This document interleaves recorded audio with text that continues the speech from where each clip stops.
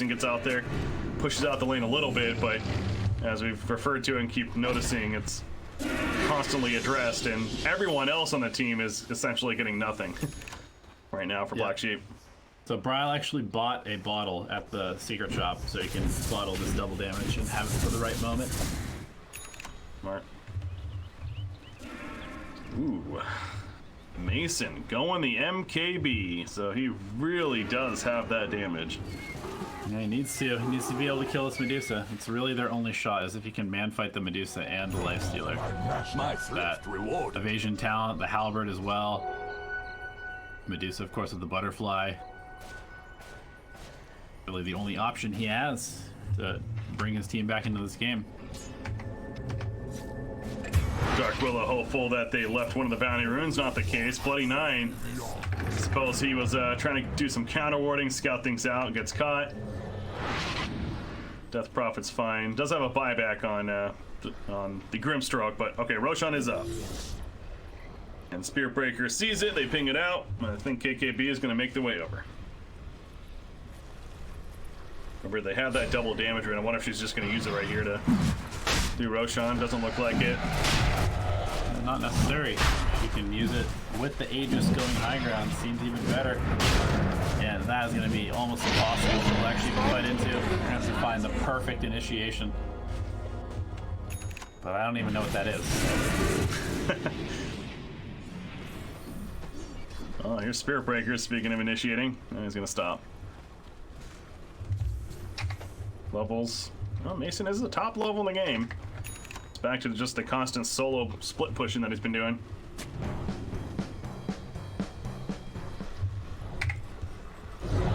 Vlad's picked up on the Chen. Pipe Crimson Greaves. Just pure sustain from Darkseer. Okay, Shiva's next. Oh, nice. Nice Yules to dispel the double damage. That's actually a really big deal. Yep, they take it off immediately. As Grimstone, the Soulbind Lifestealer is caught, or is he caught them, I suppose. Anyway, Troll Warlord, Battle Trance is going to be used, and there's a beatdown on the Lifestealer on top of the Terrorize, and Lifestealer does fall. The beatdown is real from Troll Warlord. Buyback though from Lifestealer. Spirit Breaker also buys back, and now Troll Warlord with the Spirit Vessel having to run. He is going to be charged on up. It's a long way to go for Spirit Breaker. He's keeping vision, if anything, but Mason keeping his distance. Good job by Zero, putting the Centaur stomp out. However, the objectives going the way of Kookaburra, so they lost a couple of heroes, but with the double buyback, you could tell they know that was it. I mean, Troll popped his BKB Battle Trance. Without it, though, it's a different story. Yeah, what can he do now? And the immediate recall, bring Lifestealer back into the fight. Pretty good for that. Medusa might be in trouble. A big vacuum from Moonieator, though, and the split shot starting to rain down now. Mason, Spirit Vessel's up. He's keeping his distance. He knows this is dangerous. He does not want to commit, as he probably would die at this point. So having to stay back. Exorcism also active, but again, I annihilate the same boat. Can't really go in. They're going to use fortification, but mega creeps are upon us in this game. Yeah, great halberd by Ritsu on the troll, nullifying Mason. There we go again. He pops BKB, doesn't remove it, of course. This time's gonna wear off though. Now the beatdown on Medusa. Getting some damage in there. No battle trance for 14 more seconds though, and that might cost him. He goes down. He has a buyback. Gonna use it immediately. Dark Willow in the backlines. Bedlam active. Need a distraction. She will fall. Double kill for Bryle. Troll does have battle trance now. It just came back up. He's going to need to use it. He uses the right here. Gets disarmed, though. He's bashed up. And Mason is completely locked down in the midst of the battle trance. Triple kill, and the GGs are officially called. Kookaburra will take the game, and they move to 3-3, as Black Sheep will fall to 2-3. Yep, that was just a pretty rough game for Black.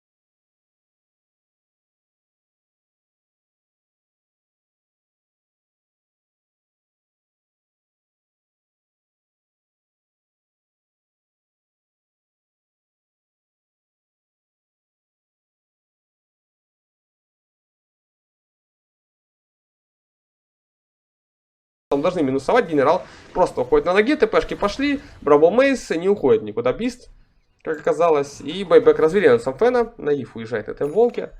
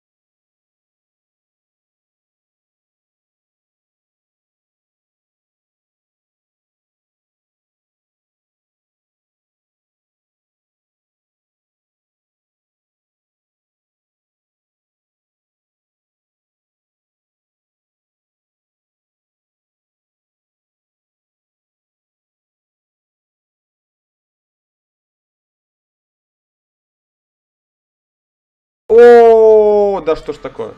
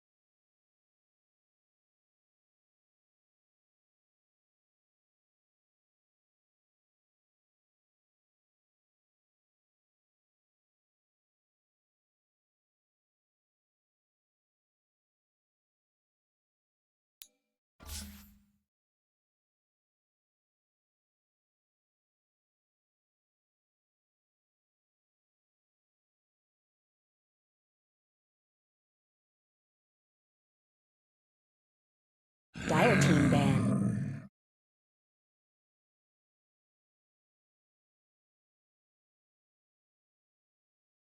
Radiant team's turn to ban. As far as a potential pick for J.storm, we'll see if they ban it on Zolotto's side. Yeah, I certainly hope that they do, because J.storm has this set up Dire very team's nicely turn for to ban. themselves. Grab that hero. OD banned out, one of Esk's best heroes, and definitely something that pairs very well with the Darkseer. Although, they would want. So I don't know what I'm talking. I mean, you're not wrong, but yeah, in this game, I'll show 10 myself seconds out, remaining. Breaky. thank you. I didn't say it. Radiant It's team less ban. awkward. They banned Timbersaw, so they don't ban the Darkseer, and is this gonna be the second game in a row we see like a very obvious Darkseer game that doesn't get banned, and then go figure ends up hoping to lead the way Dominating. for a victory? Yeah, it's Yeah. I don't know. I tend to disagree seconds with remaining. those bans from Gelato. I don't know necessarily why Timbersaw is 5 seconds remaining. a necessary ban.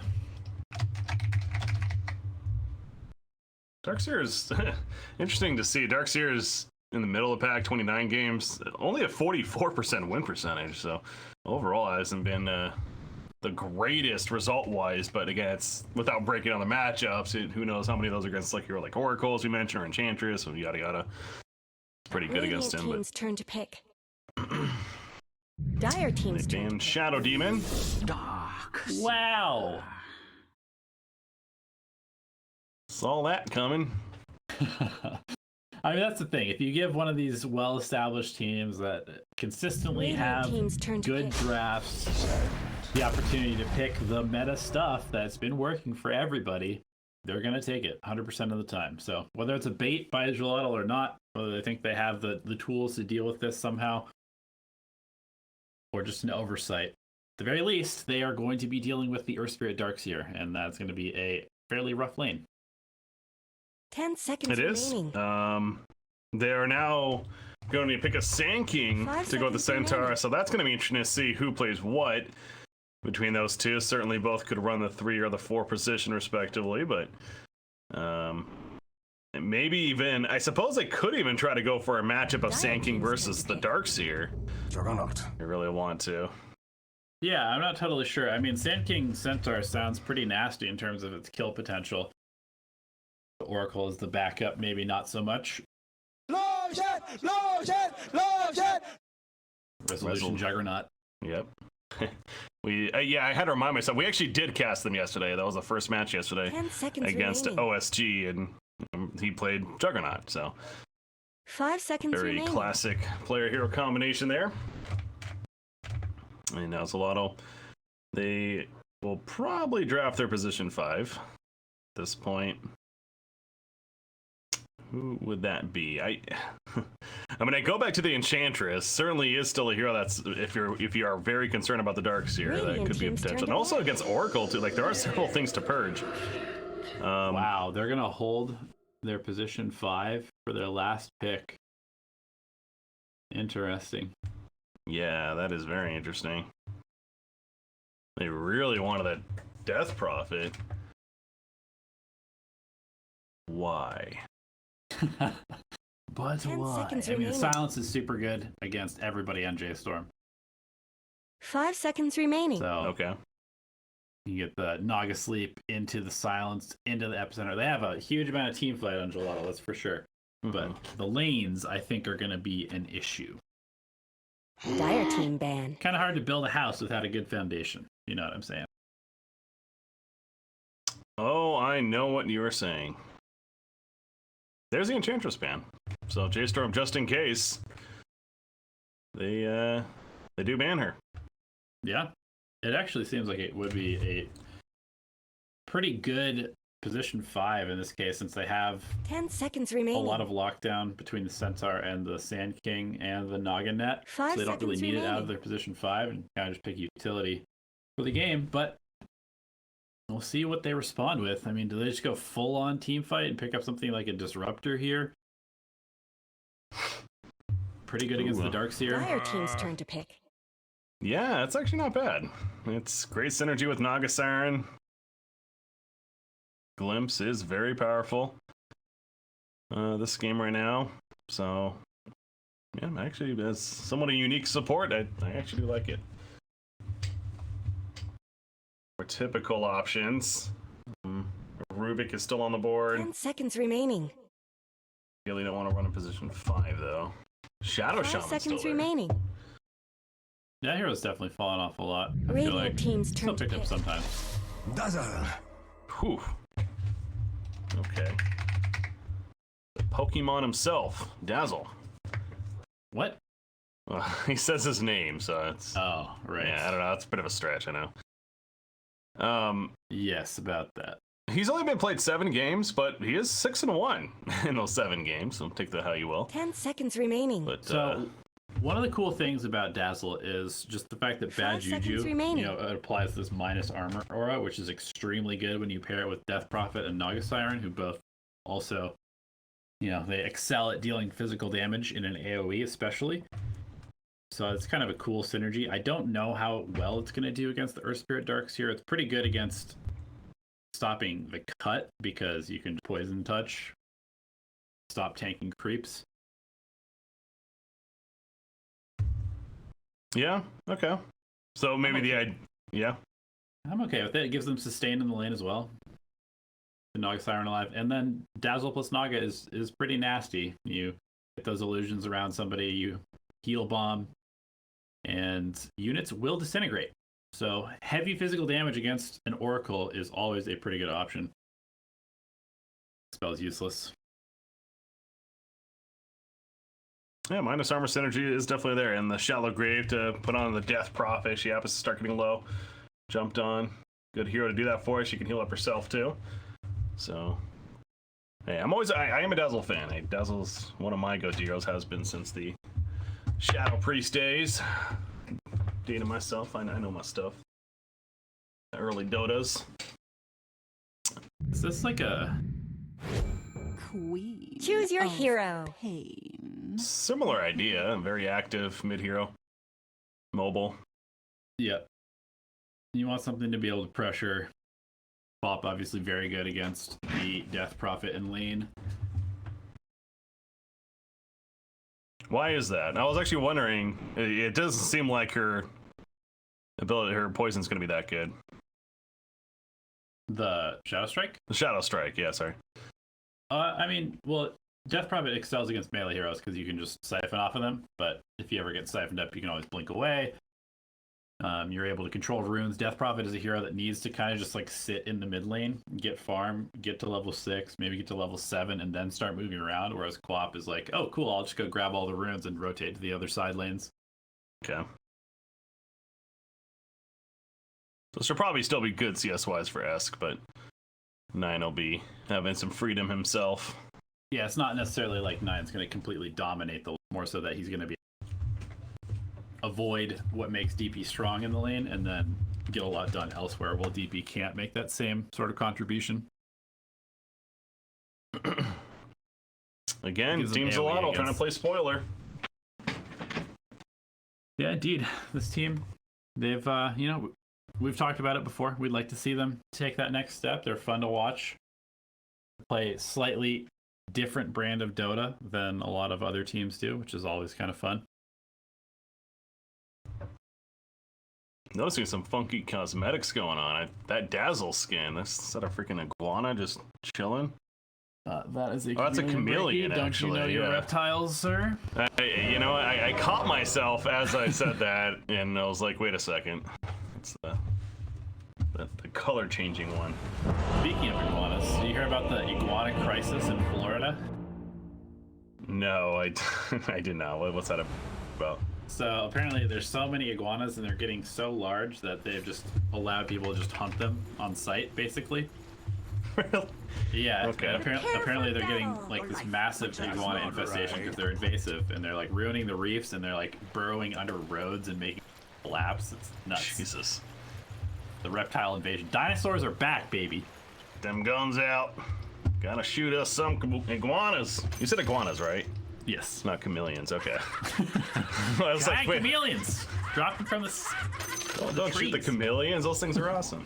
That's nice. You wouldn't be able to hit them, man. They can see it coming any true. direction. They become one with the bullet. That's how it works.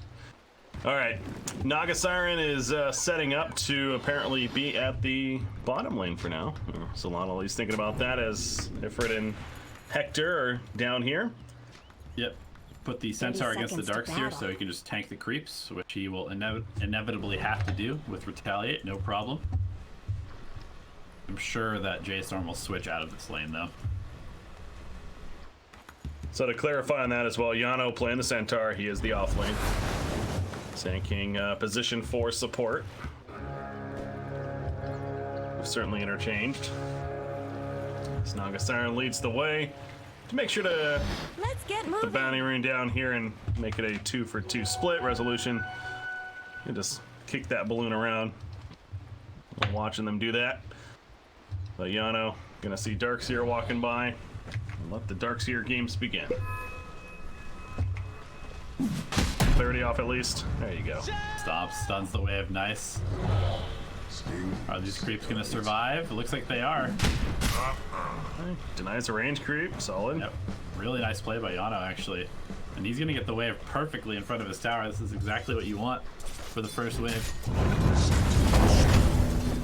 Our Spirit's just gonna roll in. Fear's harassing him instead, but yeah, a solid start for Yano, but Mu is all ready to grab the next creep wave. Again, his clarity got taken off immediately, but he has a couple mangoes on him. Certainly can keep these pulls going. Get right back on track, ideally. As what he's trying to accomplish up there at the top lane. Greykill is chilling. He okay, he was blocking the pole camp. Sand King at that minute mark. Yeah, the wave's kind of pushed up a little bit, so they want to be able to threaten kills with the Sand King down here with boots first. They're gonna go on Rezo, who doesn't have spin for 20 seconds. Yeah, they knew that was on cooldown. They tried to get in there. Level 1 Burrow Strike, though. Very short range. Could not get close enough, and Naga Siren no ensnare yet, of course. If he even goes for that early on, we'll see what Ifrit decides. With the lane matchup, perhaps that is something we'll see earlier on. That over the Riptide. Yano's gonna get jacked in this lane. He's just pulling. So hard to camp, farming it up also. Move, straight farm though.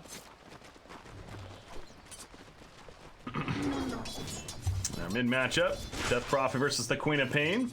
Quap is 7-1, DP 6-1, so it's very even CS right now. So yeah, Queen of Pain is still leveling. She's leveling up the Shadow Strike, level 2 now, and there's that rune control coming out. The illusion rune's there. Doesn't even need to use the blink. Walk over and take it. As bottom. Ask needs to be a little careful here. I was gonna say, awfully low. Yeah, he's gonna die here. Fairy Fire. That poison's not enough, is it?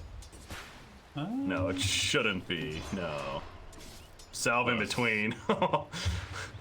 Okay, man, that would. I think he would have been fine even without the salve, to be fair, but he does burn it. That was really close, though. Yeah, that's a big win for 9. He's at full health. Very low. He's just gonna die here. He is, yeah, gets an auto attack, yep. Begins. Yeah, that really hurts, because now his salve, he just burned a salve right there for no reason. Yep. Just a bit of a mistake there. Not really respecting the damage coming out from that Shadow Strike. Player's middle tower. Great start for J.storm, specifically in the middle lane. In fact, they do not want to let Esk recover at all. They're going to wrap 2 support heroes to the middle. Oh Look no, this is how you literally just win games within the first 3 minutes, is if you can find a double kill. But there was a nice ward here which spotted the rotation, so Esk not going to fall for it. I was gonna say they pinged it, and I also caught Mu dying in the jungle. They're beating on. I'm Dire's guessing top did not tower. expect Sand King to show up, caused issue, and suddenly gets taken out. So Response there from Zelato. That with the ward to spot the roaming gank in. Earth Spirit's still hanging around there. He's going to kick in, asking a lot of trouble to Scream. On top of that Shadow Strike applied. Array kills here will apply the stun on Earth Spirit with the heal of the Siphon. It doesn't matter. The TP is also going to be canceled. 9 gets another kill. Obviously, Sand King can only do so much. Level 1 Burrow Strike. Not much more. I feel like we just watched this game, Breaky. Yeah. Death Prophet having a bad start. Death Prophet being the tempo setter. It's definitely setting J.storm up in a good spot right now. If this DP continues to be shut down, they don't have anybody to make space because both the Centaur and the Sand King are going to be needing their Blade Dagger. Yeah, and this was that 4th pick Death Prophet too. That almost surprised us a little bit with picking it up there. Granted, I mean, I suppose they had the 5th pick as well first, so it wasn't the craziest thing, but still, not a great start for DP. As 5-minute bounty runes coming in, Juggernaut is gonna find himself between 3 heroes. Now, Earth Spirit steals a rune in front of the dire side, and now with the spin of Juggernaut, he's doing some good damage. However, it's not going to be enough, even with the stick heal, puts the healing ward out, but Zelato, too many numbers, they make the kills happen. Bounty runes-wise, it was a 3-for-1 for J.storm, but Zelato gets the hero kill. Yeah, and more importantly, 9 just soloed Esk. Esk tried to man up for some reason against the level 6 Queen of Pain and just got Sonic Wave down, so now he's level 4 with 3 deaths. And 9 is going to start popping off in this game. Let the snowball begin from 9. Certainly a hero that can benefit from that. And I see Dazzle using that Naga synergy of the illusions, popping the heal.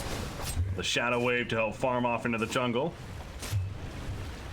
As Naga Siren, net worth-wise, she is doing very good. She's keeping up with that Queen of Pain even.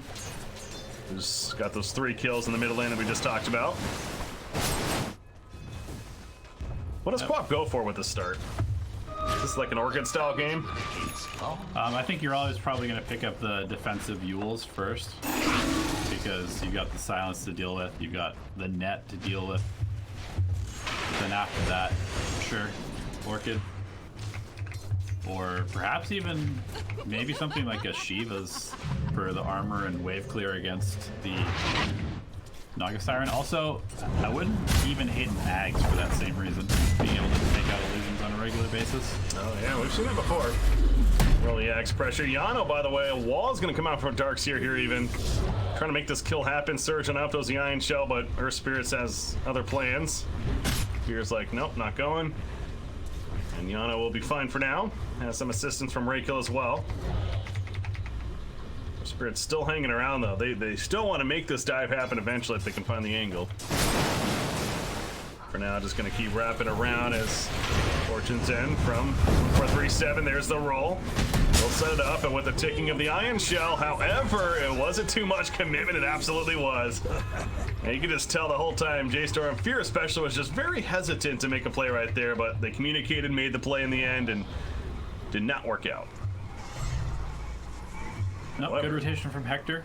I actually like that he's gone from the bottom lane now because Ifrit needs the free farm. He is the main win condition on their team, and he needs to have as good a game as possible, especially with the Death Prophet having such a poor start. Queen of Pain was up there. Nam was hoping to clean up at least somebody, but couldn't find the opportunity. Heads back mid, and Sonic Wave is ready. Once again, Chip Esk down with the Shadow Strike a couple more times. 3 points in it now. Does that up. It's Resolution though, bottom lane. Hasn't been as free farm as we've seen him in the previous game, and a lot of these games that he may be used to. Pressure from the Naga Siren and Dazzle. Something that's hard to deal with as the top lane Oracle.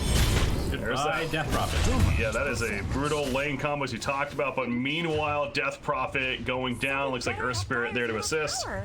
So, fair to say J.storm overall gets the better of what just happened there. Yep, absolutely. Dyer's middle And it does look tower like is he under will be attack. going for the Orchid Rush. I guess with the Death Prophet having such a terrible game, usually they don't skill silence until they have 4 points in Crypt Swarm and maybe even 4 points in Siphon and some points in their ultimate, so no real threat. Yeah, it's a tempo pick for sure. It's, like you say, you're so far ahead, you want to keep that aggressive up, and Let's help us fall. certainly Orchid will do that over the Yules. Hector, oof, good old Shallow Grave TP out. Took 5 million damage, but it didn't matter. Better. Nagasiren also able to TP out. 4 heroes here for J.storm, and they can't get any kills out of it, but it will create some space for resolution at least to farm a bit more. Yep. Having to leave the top lane allows Rusher its tower, but they may pay for it. 9 rotates up. Good split from Zalato as they get the tower kill. Although Raid kill will be found by Fear, and 9 makes the kill happen with that scream. Now at level 4, so 1,000 gold saved up more for the Queen of Pain, and well on the way to the Orchid as mentioned, but get away from Centaur on top of the tower kill. It's net worth-wise overall. It's actually a very even game right now. Yeah, Gelato are doing a really good job right now as far as getting stuff done elsewhere, allowing the DP to start to catch up. That's spent quite a bit of time farming these jungle camps now. Really needs to get back to a point where he can have some impact in these fights. Oracle slowly moving through the rune, but happens to be a haste rune, so suddenly we'll move fast. It's gotta go fast. That's towards mid. Death Prophet, level 8, you talked about this, the 404 build. No silence, and of course no exorcism yet, but I'm sure at 9 we'll get that exorcism. Maybe look to apply some pressure to the tower, but yeah, go back to this Naga Siren, and Fritz continuing to farm very well. The Manta style queued up and well on the way to it. Centaurs also, especially considering the game situation, has managed very good farm. Hooded Defiance has been finished, fantastic value for him. Another 1,500 gold about saved up. Going for Blink. He's gonna plant himself in front of this tower, try to keep it alive as long as possible. Wow, Ask rotates up here with no mana. That is kind of an interesting TP. Yeah, sir, I definitely thought they were committing there. Not the case. Oh, bottom lane. Sand King goes down. Dazzle, that's Nagasiren that's able to TP out with a Shallow Grave. Dazzle also gets out. Doesn't need a Shallow Grave, just barely survives. So they lose a Sand King, but more response from J.storm. Yeah, Esk was just hopeful to make a play there, but not the case. Pretty good map movements from both teams. The Clop responding bottom as soon as she realized she's not pressuring the tower anymore. Trying to take advantage of a numbers advantage to get some kills. Dyer's middle tower isn't The Yule's queued up for Esk, not surprising there. Dyer's structures are fortified. Centaur, he was being a nuisance at the top lane. Now he's here mid as the mid tier 1 is getting low. Gonna show up, pop that hood. He's about 100 gold away from the Blink Dagger, so their initiation's still a little bit lacking, but once he has that, different story. Counter ward here, meanwhile, from Hector in the mid lane. But no, A lot of them are doing a good job defending their towers. They are getting out-farmed a bit, though, since they are playing pretty reactively to what J.storm is doing right now.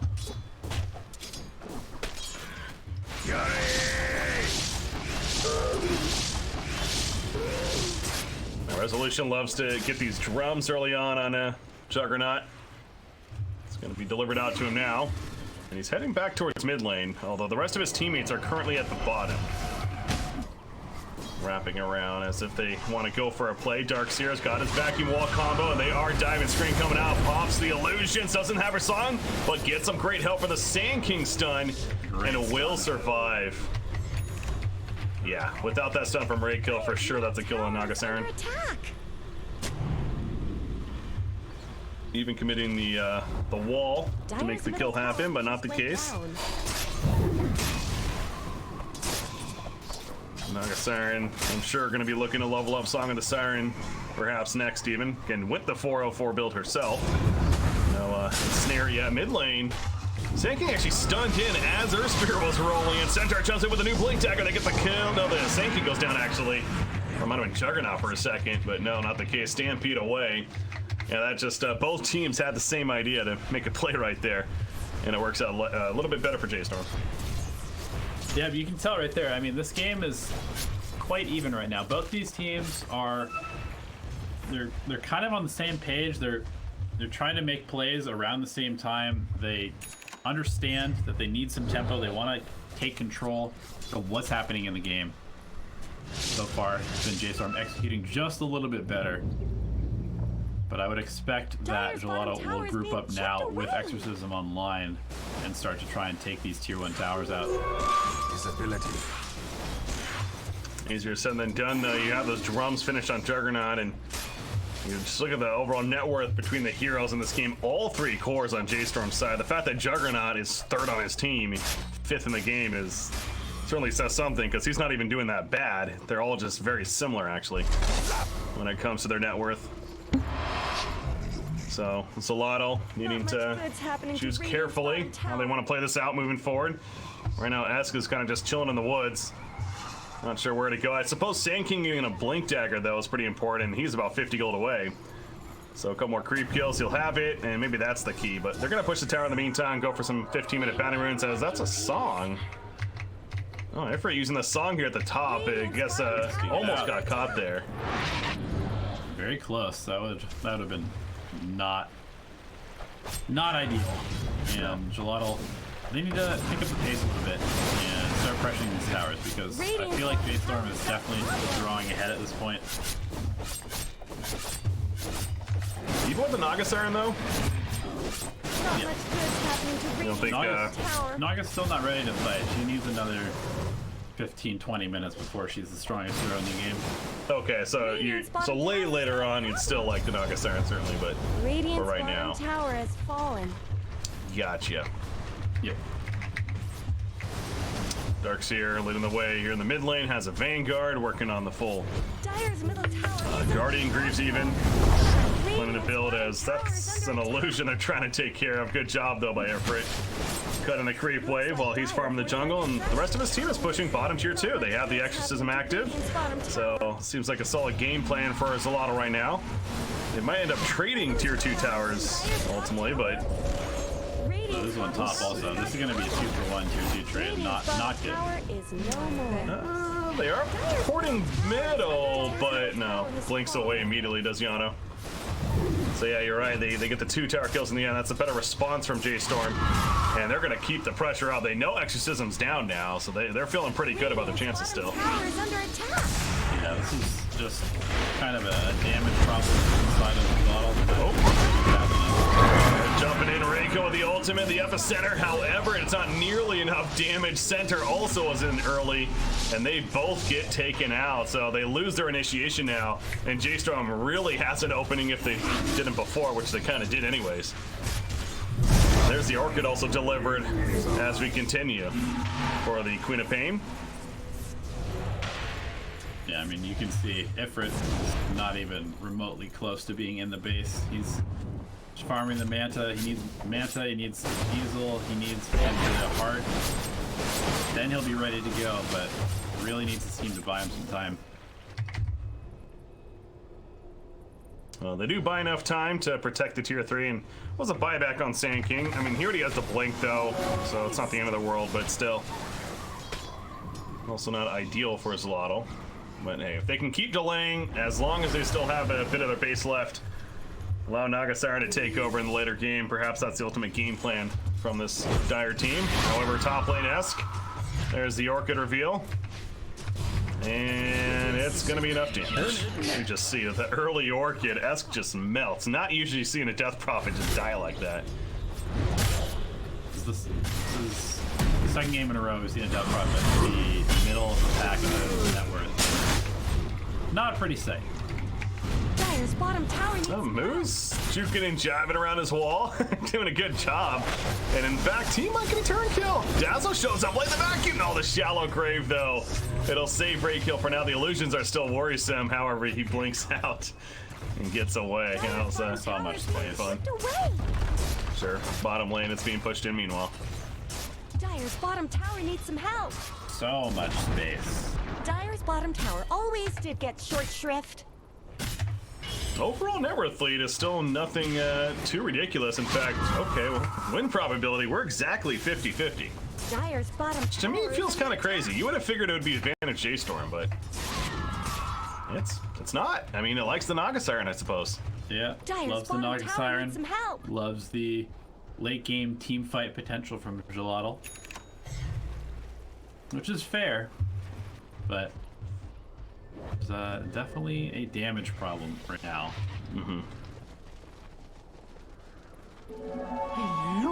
Centaur choosing to go the full pipe as well, you mentioned. Pretty good against fairly heavy magic damage coming out earlier in this game from the Radiant squad. Nice tool. Mid lane, a little scary for Sand King there. No one jumping just yet, though. Rozo getting extremely low in the top lane. Jeez. Trying to man fight Ifrit's Naga Siren. Ends up having to burn the Omni Slash just to survive. Yeah. Oh, wow. That's not good. Yeah, Maelstrom, of course, great, but still. Collapsing. 20-minute bounty. This is how important this is for both teams. They want to go. We're going to have a fight as a result. Centaur already jumped in. Epicenter channeled very late from Sand King. Doesn't really stun. He got silenced. Finally, the stun comes up, though. Ifrit is, you're right. Naga Siren's not even here, by the way. However, the Dire team still wants to fight this. Yul's on up as Darkseer trying to run out. The Surge, Yul's to take that off, though, but with the false promise, he will stay alive. 1437 being the victim in the end as Moo. Something tells me, okay, he is going to survive in the end. Getting kicked away as well from Fear. However, the Burrow Strike reaches. Centaur, can he get close enough? No, nice silence from Death Prophet. Is it enough? Deep dive. Oh, it is enough for the kill, actually. And they want more out of this. Earth Spirit's also going to die. The Axis has up 2 in damage. Resolution getting low all of a sudden. He turns up, turning around to run away. The Orchid's still on cooldown for 9. Nice shot like grab with the Death Prophet as the Exorcism heals them on up as well. Dazzle and the rest of them TP out. That huge dive for Gelato. But Esk, yeah, you're right, it's in a lot of trouble still. 3 more seconds before he can TP. It's not going to be in time, so gets taken out despite what looks so good for Gelato up until that point. Yeah, they just got carried away with their momentum there. Ended up at the tier 3s with no creeps. And just way too deep at this point in the game. You need to focus on objectives with these exorcisms instead of just taking fights. You're right, though, with Ifrit piecing out as that fight breaks out. And they still took it and still won. Yeah, that's telling.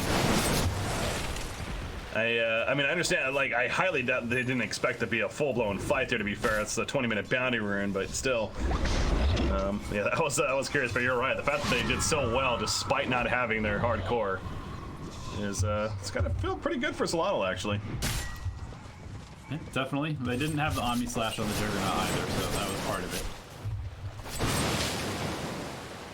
Once again, a reminder, this is Zelato's already out. They're 0-5. They're playing spoilers, and J.storm at 4-1 is feeling pretty good. But if they win this, they guarantee top 4. If they lose this, nothing's guaranteed. They could still potentially be involved in a tiebreaker even and still even not make it to top 4. So they're the ones with the pressure. And this is, once again, a very even game. But we're watching Roshan happening this whole time. And there you go. He just picked up for resolution. Certainly a boost for J.storm. Yep, and they will use this Aegis to take out some remaining, I guess the remaining tier 2 bottom perhaps, or will they just continue to farm? They need to start pressuring high ground soon, I feel like, against this Naga Siren, who's scaling quite well. Ifrit, top net worth. He's just been living in the bottom half of the map. Single-handedly giving his team the net worth lead.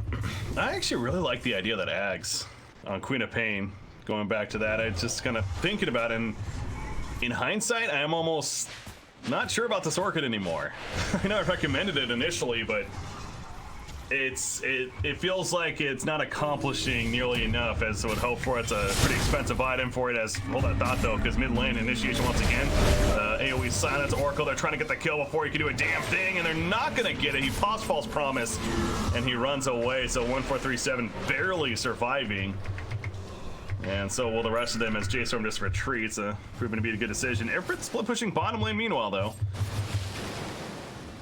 Have to address it.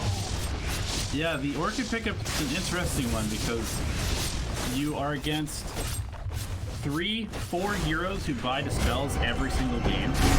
Oh, Darkseer's caught in the mid lane, by the way, and that's probably because no easy take the heals.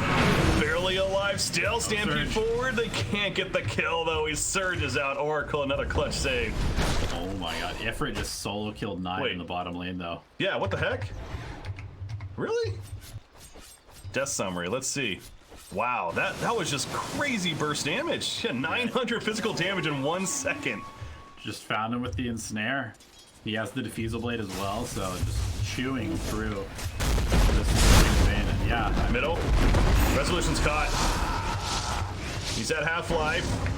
Can he get out? Drum's going to be activated. The TP's coming in at the shrine. They know how important of a kill this would be if they get it. Kills the healing ward as Yano, and the burst down after. That's an Aegis use. He is in trouble again.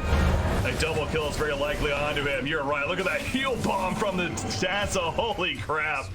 With the Naga Siren, and Resolution is dead for 50 seconds. No buyback. Zalotl has a big opening now. They're going to catch more. 37 just bought back. And well, that means that's a dieback. He's actually he's dead for a little less time than Resolution, but still shows you their level gap. Did he buy back? Am I dumb? I might be dumb. No, he didn't buy back actually. So either way, he is dead for 20 seconds or so. Same thing with Juggernaut. That opens up all the bounty runes for Zalotl, and they all of a sudden have a 5,000 net worth lead. This game has been bouncing back and forth, 1,000 maybe 2K, but this is definitely our biggest lead right now. Yeah, this is starting to look a little bit problematic, and I kind of have to go back to the itemization on this Queen of Pain because, I mean, the Orchid, you know, good in theory, being able to continue to kill the Death Prophet, but she's gonna buy a Eul's every Radiant's game. top tower. Naga Siren buys a Manta every game. Tanking buys a Eul's every game. And he's gonna go for BKB next because he's feeling pretty squishy, but Radiant's top tower Ensnare is under still attack. is gonna trap him, right? I was just gonna say, like, that's the one thing that got him killed solo. Didn't even BKB actually wouldn't even do anything at that point. Radiant's top tower deserves just as much help. Yeah, no, it feels a little funky, and it also goes back to the ultimate thing of they need ways to deal with these illusions. Yep. I mean, a Maelstrom's nice. Mjolnir will Not be good. enough. It's Not Mjolnir. enough. Yeah, and that's still not enough. Exactly. That's why I like the Axe ideas you brought up earlier on Queen of Pain. More I'm thinking about it is trying to build a Shiva's next, which certainly will help. As Yano, that's not an easy target. He is tanky. Stampede. Yep, he's gonna pop at the return now. Epicenter stun in, coming out from Ray kill. Size of the backlash. BKB gonna be popped by 9 though. Darkseer's getting low in the midst of this. False Promise saving him. Nobody dead just yet. Sonic Wave. They kill S. That's a big kill. The X system was active. So good, looking good for J.storm. However, not done yet. Burrow Strike once again. Resolution getting very low, but another save from Oracle to keep him alive for the time being. Oracle himself, 1437, being cut down by Naga Siren. He does get picked off. Hector on Dazzle dies back here. Yano, the one that was tanking all that damage initially, he's still alive, and he's trying to hunt now. As Nine's going for a TP, so is Fear. And Moo, well, he doesn't have a TP currently because he's lacking the mana. The song catches them. He gets both of them, the Earth Spirit and the Darkseer. Can they combo with this? The hoof stomp on Darkseer. They get him, and Earth Spirit, nope, he's blocked. Fear's gonna die as well. And Zalotl certainly wins this fight. This Naga Siren is, if not already, getting out of hand. Yeah, Ifrit is literally unkillable. He was at 100% HP that entire engagement. For a queen. Now he has a full heart going for that butterfly. And Resolution feels like he's made out of paper. Yeah. The Manta Maelstrom build goes back to that as well. Makes sense for the idea of dealing with these illusions and everything, but he is fragile. I mean, Darkseer is the only kind of tankier target, I suppose, on this team. Who's helping, but yeah, Queen of Pain. I mean, Shiva's, I suppose, will be nice, but even then, feels like things are slipping a little bit for J.storm on their chances right now. The initiation is also really strong as well. We're focused so much on the Naga Siren, but both Centaur and Sand King have done a great job of getting some good jumps for the team as well. Yeah, that was a great bait with Yano tanking all of that initial damage and leading them towards Sand King, who was channeling the epicenter. Nope. Did he just... There was a rune that I didn't catch it. Yeah, I think it might have been even a double damage rune, but... 1437 destroys it as he's dying to Ifrit. In front of him, so minor victory there, I suppose, but gives up the kill. Not gonna get... Wait, oh yeah, they're in. They catch Queen of Pain. BKB, she is able to blink. Popping a BKB for that, though. Resolution is in himself. Ifrit is making his way over, by the way, on Nagasiren. Yeah, here he comes. He doesn't have that much mana, though. Uh-oh. Left behind the sleeper. Spirit goes down. The Naga Sleep is going to catch it. Catches Resolution. An offensive Naga Sleep just to make this catch happen. Resolution spinning after the fact. No mana, Centaur. 2 seconds, 1 second. He's not going to go. Gonna follow it up, but they're gonna get the tower kill secured as well. By the way, we didn't even mention this, but an Ags on Death Prophet as this fight was happening. Yeah, and they still have Exorcism right now, so they are going to clear out this other tier 2 potentially. Ifrit needs mana really badly. He needs to get some clarities going. Yeah. He's gonna TP to the shrine. Just pop that. It's a mana the old-fashioned way with the shrine. Swapping items around. There you go. One way to do it. As they're also going to control the runes, and I believe that's back-to-back times they're going to get all 4 runes. It is indeed. You can see it as S picks up that last one bottom. Another 1,000 gold added to their lead. And he's going for Blink Dagger next. He's going for that catch, trying to find the Oracle in the backline, who doesn't have any way to dispel himself. I'm sorry, who's going for Blink? The Death Prophet. Oh, the Death Prophet. Yep. Oh, yeah, does have it. Okay, interesting. So that's what you're saying, to be able to jump back there. If you can catch 1437, then there's literally no way to J.storm can fight. Well, there we go. And that was actually Centaur catching 1.37. He's not flying back. Resolution, he's spinning on top. He's already at half-life. He's kind of committed, I suppose, at this point. And pops a Mjolnir on himself. Bob with a Sonic Wave as well. They kill Sand King. Yano's pretty deep. Nice job with the Omni Slash to get the kill on Yano as well. As in the midst of it, Naga start getting low. The Shallow Cave keeping alive at the time being. Has Song now just came back up. Able to cast it, but it doesn't matter. Fear takes him down for the kill with the Magnetize. Fear dies himself. But J.storm is absolutely fighting back. Crypts are trying to scare them off. Hector gonna go for the TP play. And nope, the Vacuum will stop it. And they are gonna make that kill happen too. So 4 kills for J.storm. They're still in pursuit. Ask. It's all the way back to the shrine. I don't know about diving that far, and J.storm agrees. But you just see right there, I mean, that could have certainly been a victory for Zolotl, but Resolution barely enough to stay alive and then turn it. Yeah, I don't think that the full Zolotl team was there to start that fight. They definitely didn't get a good epicenter off. And that's been a pretty big deal. Centaur also partway to an Ag, but not really that close. And they're going to end up potentially losing Roshan off the back of this. It does not have a buyback. This is big. It's the second Roshan too, remember? So she's to appear with the Aegis. And how about this Resolution queue up? And we talk about how it feels like they're going to need more answers for this Nagasiren Illusions. I suppose a Radiance is certainly a way to do it, although a very unique build on a later Juggernaut. But he's thinking about it at least. Radiance Jug. Yeah. Yeah, I'm trying to grasp too. Is that actually the the play here, or not? I almost want to say if he really wants a toilet, well, even still going a Battle Fury arguably isn't a bad idea. Nah, it's not good against Nog because she has so much armor. I mean, Slash. I think Radiance is fine. It cancels the Blink Daggers. True. That's actually a good point.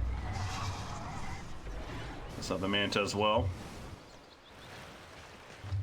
And Nagasiren, speaking of her progress, the Butterfly's almost finished. And then fuse up the Scythe after, and that looks to be the full inventory for now for Nagasiren. Plans at least. Super back and forth game. It is. Just when we thought. Zolotl was really pulling ahead, but J.storm fights back. Nog actually has a Hex queued up after this Butterfly. Yeah. Interesting choice.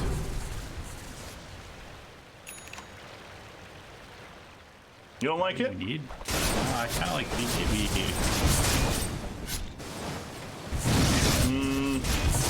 Oh, I mean, I don't know. The Mjolnir, he died to the Mjolnir, to the Spirit Vessel.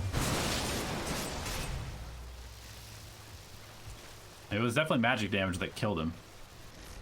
Yeah. So really for that defensive business, helping to stay alive, yeah. I can see it. Yeah, Scythe is a little funky. She doesn't have a blink for one, and then two, it is good against her like Quap, of course. I should never before the BKB, but Juggernaut does seem to be more of the issue than anything. Mid lane, by the way, Sand King, they're toying with him a little bit. He's gonna stun out. There's a silence. Dazzle, Shallow Grave. It's not gonna matter though. Dazzle's probably gonna die here as well. Radiant's top tower. Sentry even placed down with a Glimmer Cape use. And he isn't dead indeed, so that's 50 seconds Dazzle's out for. He actually does not have a buyback, and all of a sudden J.storm is now knocking on the door of Zolotl, and Zolotl's gonna have to There's decide. a DP at the base with Exorcism not being addressed right now. True. And Ifrit's pushing bottom, so Are fortified. yeah, I think J.storm's the one that needs to respond. Yeah, it's a game of chicken right now. F needs to get out though. Tower could use some help. Cut off, or Spirit. The angle. Yes. Perfect angle from Fear. The veteran himself knows exactly where to go, and Esk is caught, but bottom lane, Ifrit, as mentioned, is still... Okay, it's just the illusions. Uh-oh, Yano. Could get caught here too. Nope. Not much They will good's get 4 happening bounty to runes. Radiant's bottom Again. tower. And they defend their mid tower and take a favorable trade in terms of damage. Look at these Naga illusions. Loaded to the gills. Yeah, they are very annoying. Fear's like, get off me, please. Everyone's down here. Okay, Butterfly now finished on Juggernaut, but Quap having to pop a BKP to get out of the ensnare that was already thrown, and then blink away. That's not the best use of it, but I mean, it kept her alive there for sure. Epicenter, you're being channeled. It is going to jump in. The two-man stun on top. Good sign. Still center. Wears off though. The first stun on Earth Spirit. He is dead indeed. Shallow Grave on Yano as the Omni-Slash bouncing around. Eventually wears off though. Glimmer Cape 2. Good job by Dazzle. Both teams have some pretty good saving supports. Playing well. Bottom lane does not care about what's going on in the mid lane at all. Nope. He's going to take this tower. Dire's middle tower. He's going for it at least. They're going to send both Quap and the Darkseer back. Clear out the illusions. So Ifrit TP's out, and that's going to continue to be the name of the game for J.storm, and they're going to have to find a way to take advantage of a couple of these kills they make happen. As long as it's not the Naga Siren, it's a difficult task. Yeah, it seems like maybe Boots of Travel is an option for him, but he's hard committing for this Hex, it looks like. Although he could always switch it up and go for Scotty, but still has the Hex queued up, and I guess it does allow him to potentially continue to do what he's doing, but then threaten the Quap or the Jug if they come back to defend. Oh, well, speaking of threatening Quap, Nine's dead. He's out for 85 seconds. He doesn't have a buyback. Unfortunately, missed that kill, but you figure Centaur and Sand King just stunning together with their blink daggers. They caught him a little too far up. Yeah, he does still only have 1,800 health, going for the Shivas afterwards. So Radiant's middle tower is there's under really no attack. stats at all on this Quap. Looking at the death recap, perfect stagger of the stuns. Where did Radiant's middle tower go? No surprise to see the death there. Now for another minute.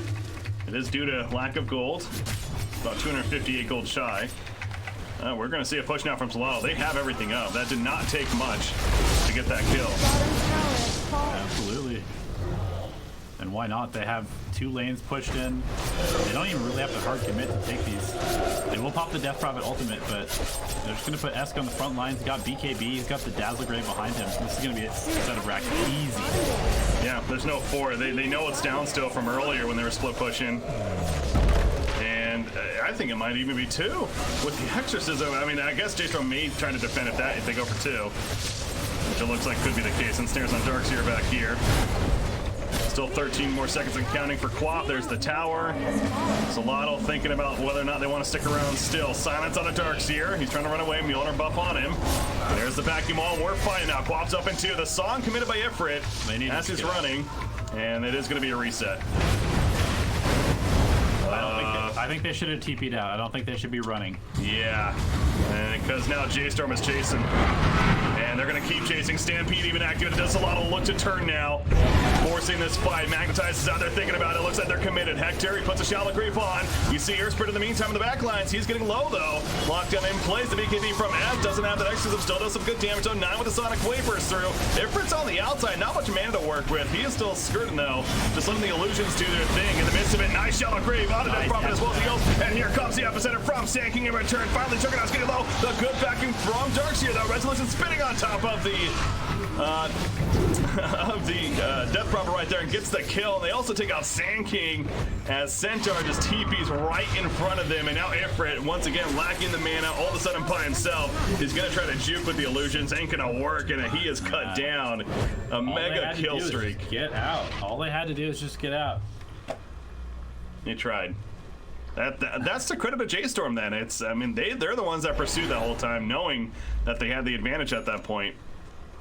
Well, yeah, I mean, there's a Clop with Blink, there's Earth Spirit, and there's a Darkseer with Surge. Of course they're gonna run after you. I don't know, that was just a big misplay by Gelato, in my opinion.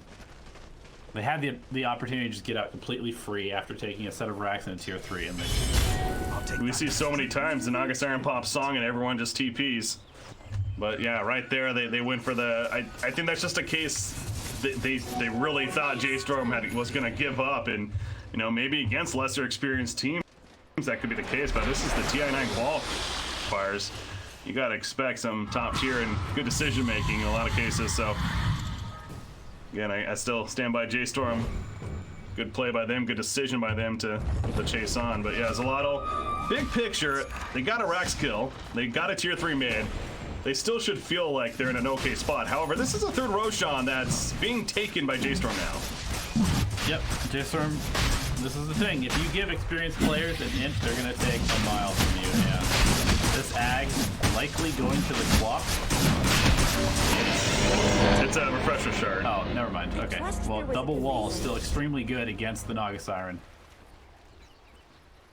Yeah, no, you're fine with that too. Another one. But the next one will be both. But that's J.storm has. I think J.storm's got all 3, right? Or no, did Gelato get the first one?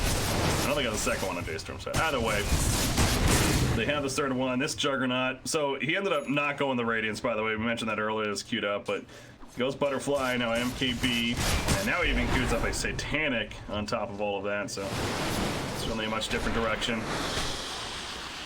To just be tanky, be able to man fight the Medusa. I mean, you can see these Medusa illusions are still really brutal to deal with. Couple of 25s hitting, and I think Quap is one of the bigger ones. The Scream of Pain, now 1.5 second fear. It's very good as far as just in general crowd control goes, and she's also building an Octarine core now, by the way, so. Or yeah. Never mind, she's now going back to Nullified. Trying to decide. I mean, yeah, the Scream of Pain is going to decimate Ifrit's damage output in these fights. She's going to keep fearing the illusions over and over.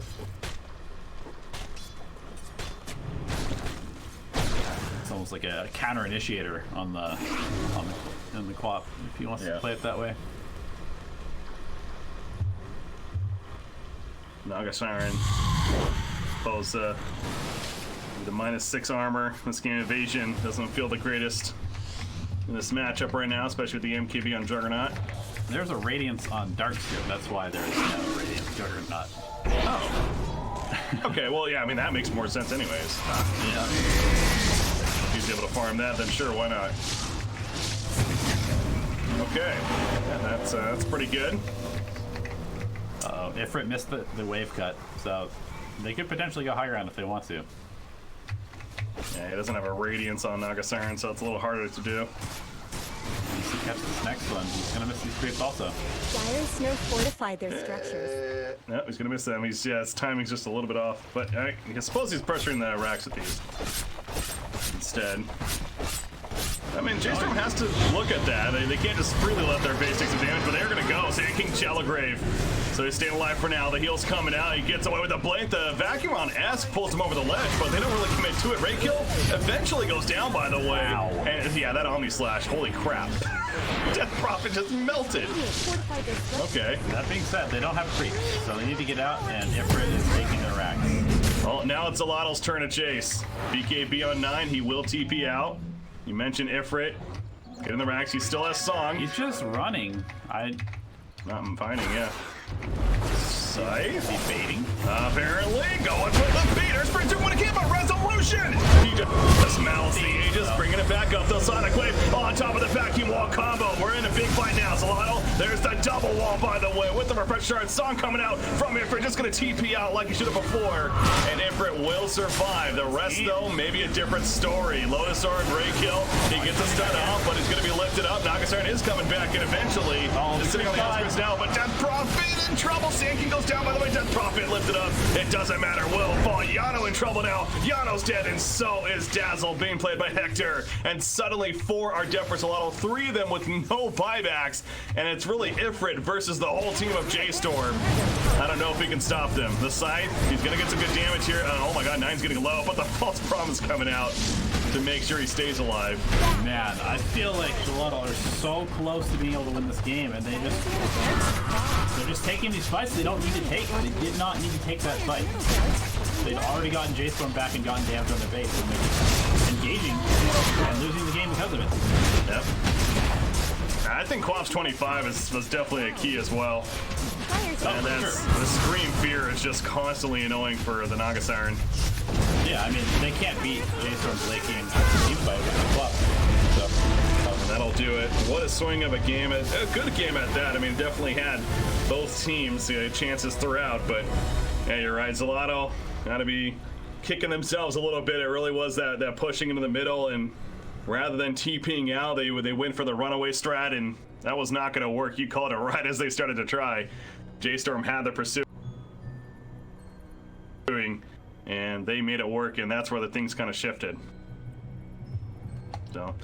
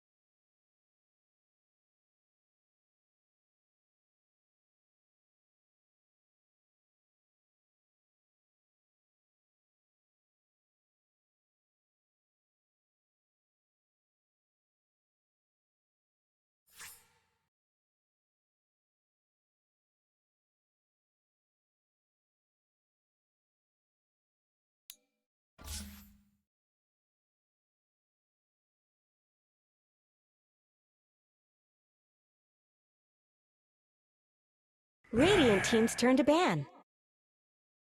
Up here, and what could come down to who's first place in the group going to the playoffs. All right, draft underway. Ember Spirit first pick. Io Gyrocopter response for Beast Coast. And then the Enigma comes out for Forward Gaming. So really several heroes that we see even banned initially happen to be picked up on either side.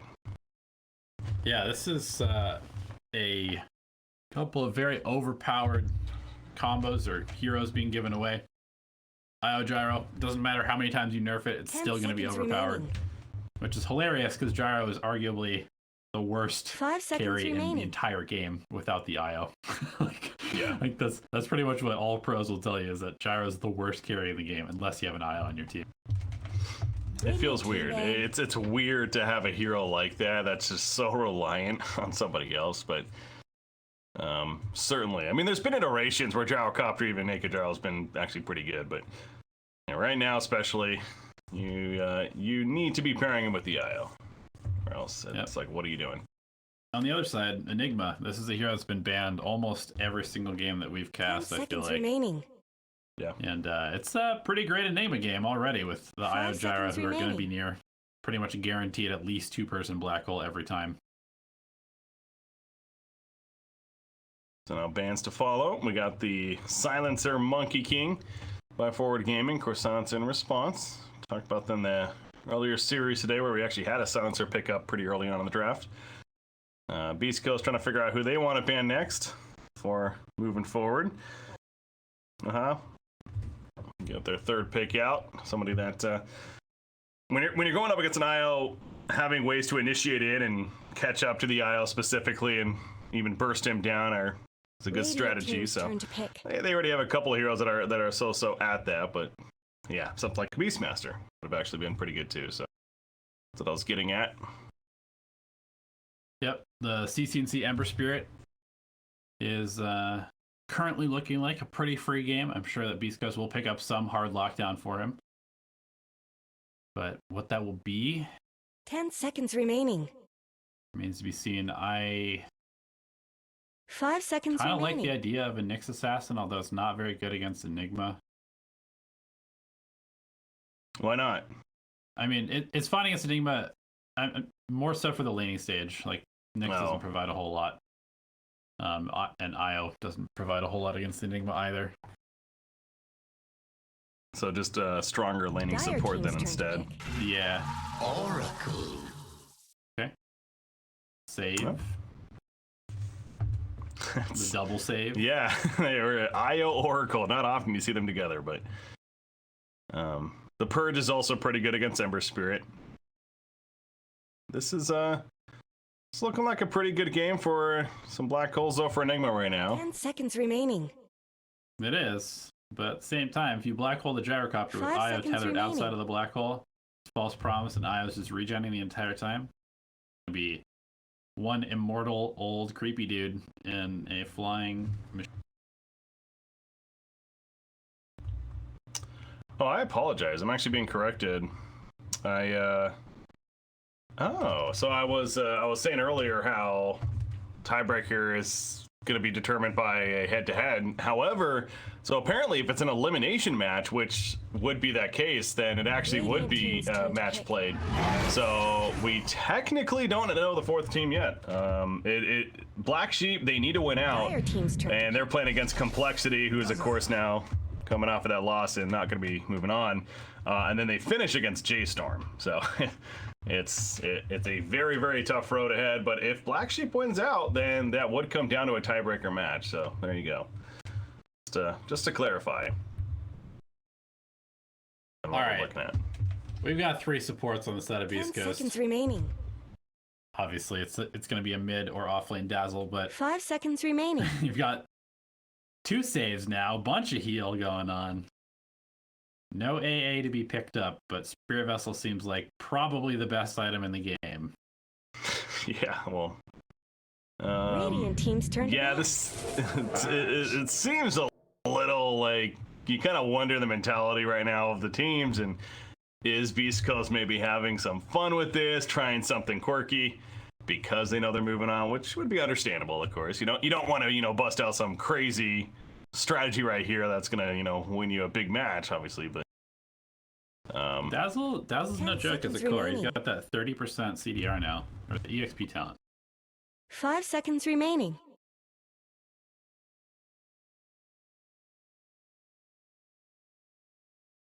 Dire team ban.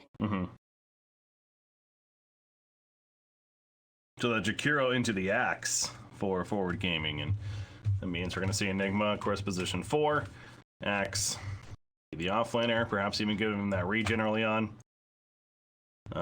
Is gonna be, what's that? Oh, 10 well, seconds then there you remaining. go. Past that. 5 seconds remaining. 10 years later. But yeah, the point, even without the shared region, I mean, that's still going to be annoying for the IO gyrocopter to deal with in that lane if that's how it ends up shaping up, especially. So seems like it should be a pretty free game for Axe to make his creep cutting happen if he wants to. And also, yeah, that's right, Culling Blade's very powerful this game for a couple of reasons.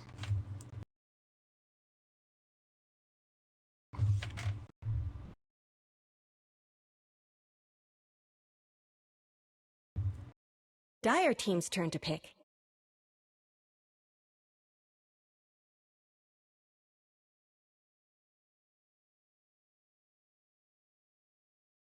So what do they need still? They still need their, I think like probably a safe laner where Ember Spirit's gonna end up, but that certainly is a CCNC style hero.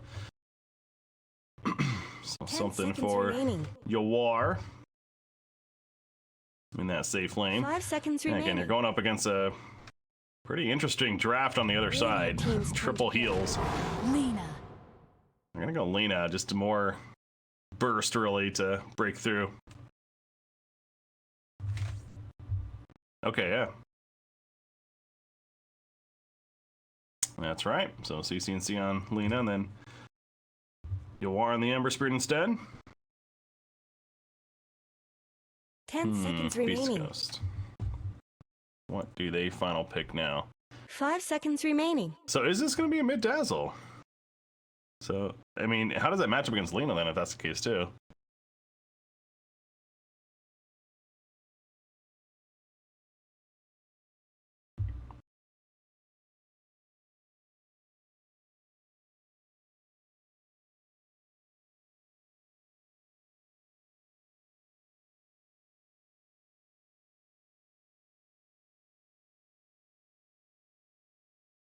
Yeah.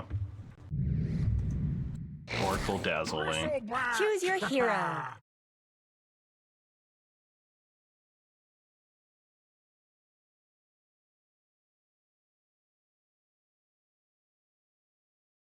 Yeah.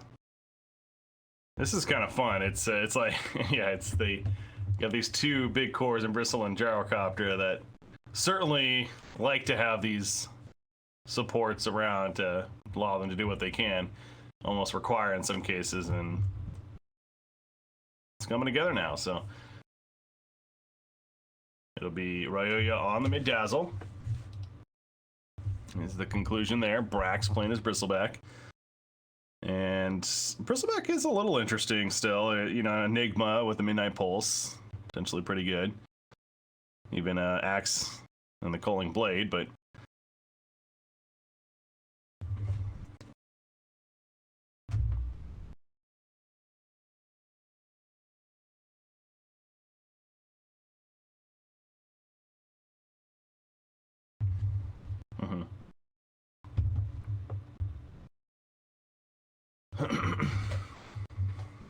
Alright, both these teams, again, they know they're moving on to tomorrow, which that's where the playoffs begin for the NA region. I'm definitely excited to see this mid dazzle since I don't think I've seen mid dazzle played in a pro match since the EXP talent was changed. I know it has been played, but I haven't personally watched one, so curious to see how it looks.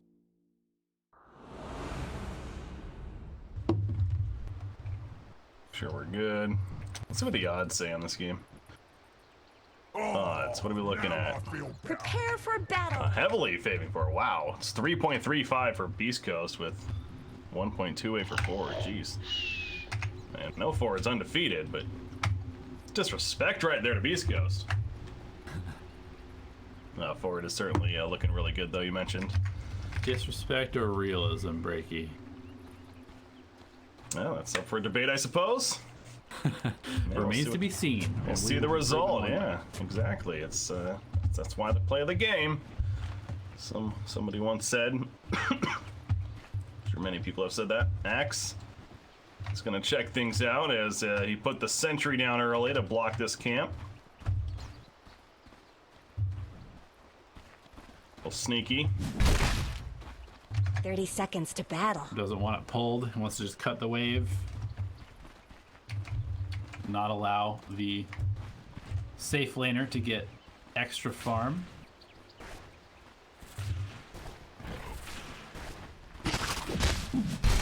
They're going to contest here for this bounty rune.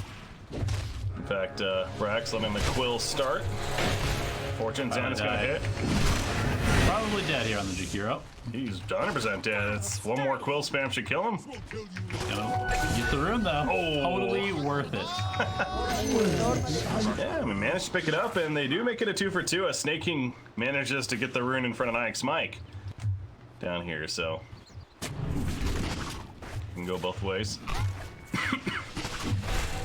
Snake King, gotta respect that damage of Bristleback, but yeah, by the way, this is Bristleback in the safe lane, and Is dead as well. he sure is. Yeah, they just run him down, and you want to get those sticks online as soon as possible. You want to be cutting the wave right now if you're the Axe. Brax off to a great start here. I feel like we say that often for this team. Brax off to a great start, absolutely. Yeah. Absolutely a key player for, again, this has been a funky season for this squad, let's be honest, as far as roster goes and everything, but it's consistently been Brax making big plays and being a leader for the team as far as in-game goes. Yeah, in case nobody's heard, Eternal Envy was on this team at one point. So was somebody named Gunnar. Ah, yes. Sounds familiar. Yeah, how about that, by the way? Just coming up shy of qualifying himself, going over to Southeast Asia and 1 game away. That's brutal. He's got a bright works. future ahead of him, though, probably. Oh yeah, it certainly does. Still is rough, but yeah, that's what makes these type it up and talk about we love these only one team going on, but then you think about the players and being so close, it does suck, but yeah, there's a lot of money on the line. You absolutely got to earn it. All right, enough of that though. How about this decision, by the way, to, again, we've already seen the impact of the Bristleback in the bottom lane. They got the Gyrocopter IO aggressive up here. Is this for the Gyrocopter? Because right now he's 7-3 against an 8-2 Ember Spirit. It's sort of a multi-purpose thing. Like, you want to be able to pressure. You can play aggressively with the IO Gyro. And then the Bristleback just doesn't care about having to tank creeps under tower all the time.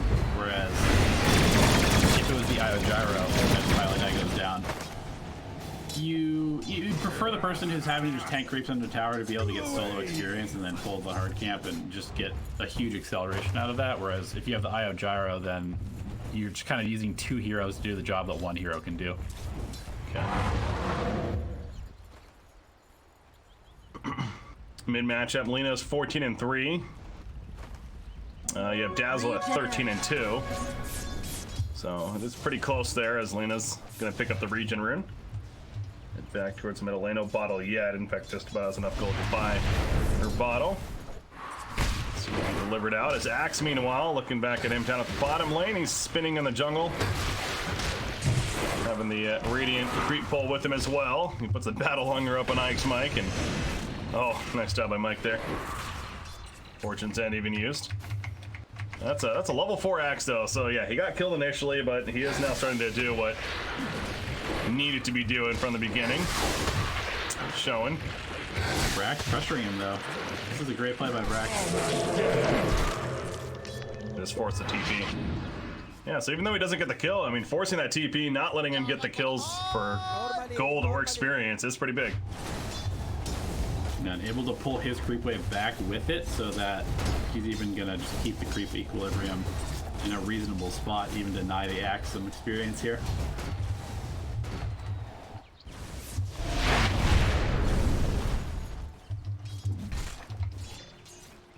Yeah, there you go. You see the pull? And so Brax, I love his CS. What does Bristleback go for? Pretty unique here. I don't see him a lot. Is there something that's standing out to you? Even something like that Radiant style, more damage focused, but or will it be more utility, tankiness? Usually Brax builds pretty utility focused. Radiant's You look at this lineup though. They have a Dazzle mid. Yeah, high damage hero though, potentially. I think he probably goes for, you know, like the Solar Crest build, potentially. Maybe Crimson Solar, something on those lines, Pipe Solar. Oh my gosh. Oracle, another spin or two. Get one more spin. It probably should be a kill. Snake King, he's committed. He's all in for this. He gets the spin. He doesn't have mana to TP though. He needs a clarity. Oh, the buyback from Onyx Mike. Oh, I love it. And he gets credit for the kill. You know what, Oracle? That actually doesn't feel too bad. It's the experience for being near enough too. Yeah. That was a funny situation there. Solo experience, he's now level 3. There you go. Axe is back up and TP's back in. Moose, he's got his bottle now on Io. Joins back up with Gyrocopter, who's still level 3 himself. I suppose it's the same on Ember Spirit, though. He's gonna hit level 4 here. Massive creep wave in.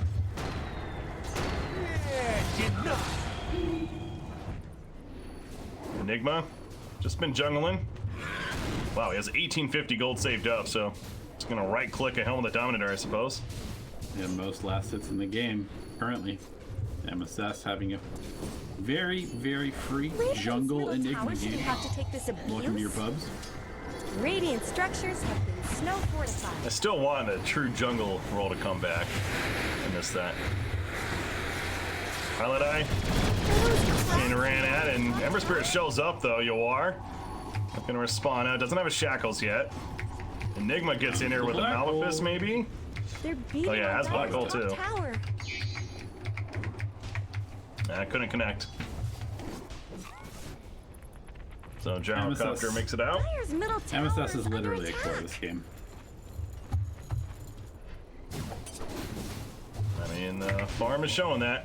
He's 3rd overall in net worth right now. And it's perfect when you've got Pilot Die, who's routinely playing position 25. Running around with a Mango at level 3, 7 minutes into the game. His style. He's gonna run into Io. Radiant's middle tower. And MSS is now coming over too. They know he has the tether though, so committing for a kill. Probably not the greatest decision. Leo's only level 3 right now. That is not good. What happened? They were supposed to be pressuring this Yoar Ever Spirit. No. That's what I was saying. It seemed like he was pretty underleveled, and he gets level 4 there at least, but certainly still behind a bit. Same thing with the net worth. Yeah, it's not good. I mean, Bristleback's going off, so that's where it's good news for Beast Coast. But yeah, your Gyrocopter is going to need some recovery time.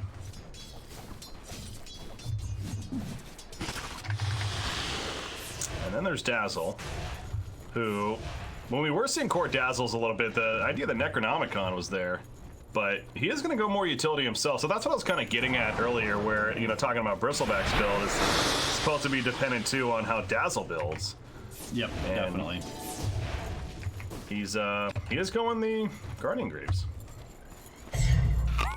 So maybe Bristleback could potentially go for more of that aggressive style. Dire's bottom tower needs some help. Especially with Gyrocopter falling behind. But I don't know, again, Bristleback is somewhat unique in that if you make him more tanky, he's just going to do more damage overall. So, thanks, Mike. Top lane, he's dead. Got caught a little too far out finally. That was toasty. Yeah, they do have some stacks in the jungle here for the Gyro, but not that many. And still only has 1 point in flex, so it's gonna be a while before he can take these. And with this MSS, Dyer's Enigma, bottom and tower a is under hero attack. on the team, they need to be very careful they don't just lose their tier 1s and then lose their jungle.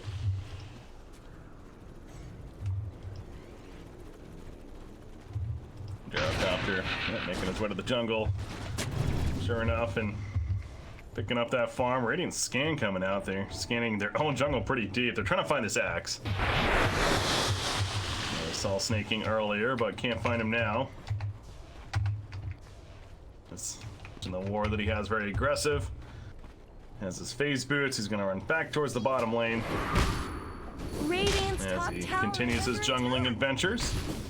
What do you think about axe without an axe? It's weird. It's got it's a me like Radiant's top it's tower silly, deserves but it's as just much help weird. as bottom. I want the weapon back. Yeah, I like the model a lot, Yeah, the model's but fun. I do wish that he had. It just doesn't make sense. It's just weird. And yeah, the name and all, you know. This should be an easy kill though. Coaling Blade, especially with Lena rotation. Good job by Forward Gaming. Leo, the struggle will continue. He thinks, all right, finally get some solo experience, get some farm down here. And nope, not the case. Radiant's bottom tower's got problems. Yep. Psych! The IO is actually supposed to pair with the bristleback like it used to be 4 years ago. Not the Not gyro. much good's happening to Radiant's bottom tower. Going old school. So they're just gonna commit to the naked gyro just for the sake of having the IO Radiant's bristle bottom combo. tower is under attack. Exactly. Seems like a bait. seems like a bad idea. No more. And they drafted so many supports, actually a gyro support. And Dire Moose is structures are playing. fortified. off lane IO. Not much good's happening to Radiant's I heard that bottom used to be a tower. thing. It was a little bit before my time where the you could even like force staff your rockets, your homing missile, and Radiant's bottom tower you is can under actually attack. kind of play the support role pretty well. Radiant's Yeah, I mean, I've played against a couple reasonably good support gyros. tower Like, is under it attack. can be pretty annoying just with rocket spam in the Radiant's game. bottom It's tower off to a is good under start. attack. Dire's top tower has fallen. Leo will get a tower kill up there, so he's got to feel good. MSS though, pressure in the bottom lane. Of course, he has the helm on the Dominator. He's got his brown boots now. Beefed up a bit. In fact, is something else coming out? No, just the tome. Some clarity. So we have 8 hero kills combined, 4-4 score. Right now in this game. It's Dazzle. Yeah, Dazzle did go the medallion early on, but seems like he is committed towards going the Guardian Greaves as a follow-up. Yul's coming for Lena. CCNC is quietly having a very good game. We really talked about him at all. Did make that nice rotation in the bottom lane to secure the kill on Leo. But other than that, he's just kind of been farming.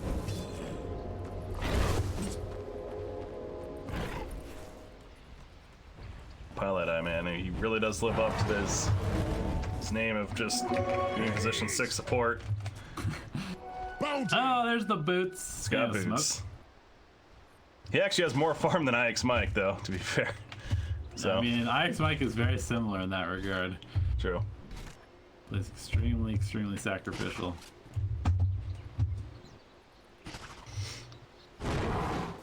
Looking back at Brax and his progress, he's got a Hood of Defiance now, 1,800 gold saved up. Yeah, something tells me, I wonder if they're trying to figure out the state of the game too, and that could determine how Bristleback does decide to build.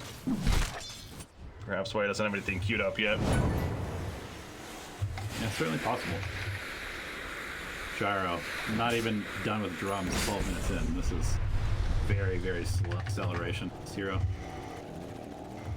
I don't even think it's really acceleration at that point.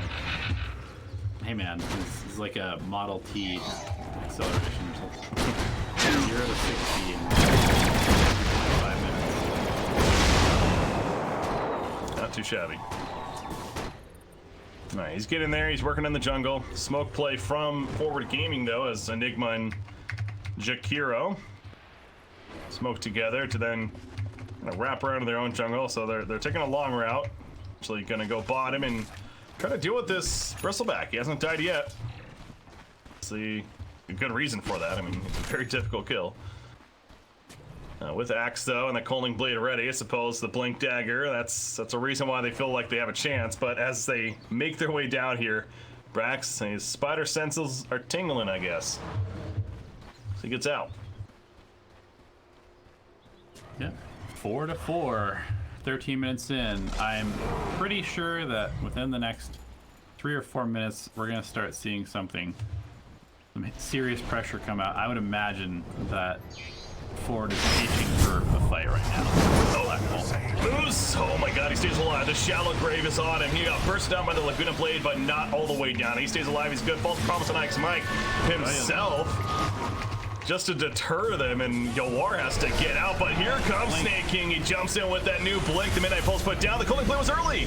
It didn't actually get the kill initially. However, they do kill Dazzle in the end, so that's what matters. However, Coaling Blade is now on cooldown for Snake King, but the tier 1 mid goes down, and talk about all of a sudden things just picking up. Black Hole is still ready, by the way, as well. Oracle. Fate's Edict is not going to save him. Or we're just turning it on. Surprised they don't just go for tier 2 there. Like, they have all this momentum and these creeps.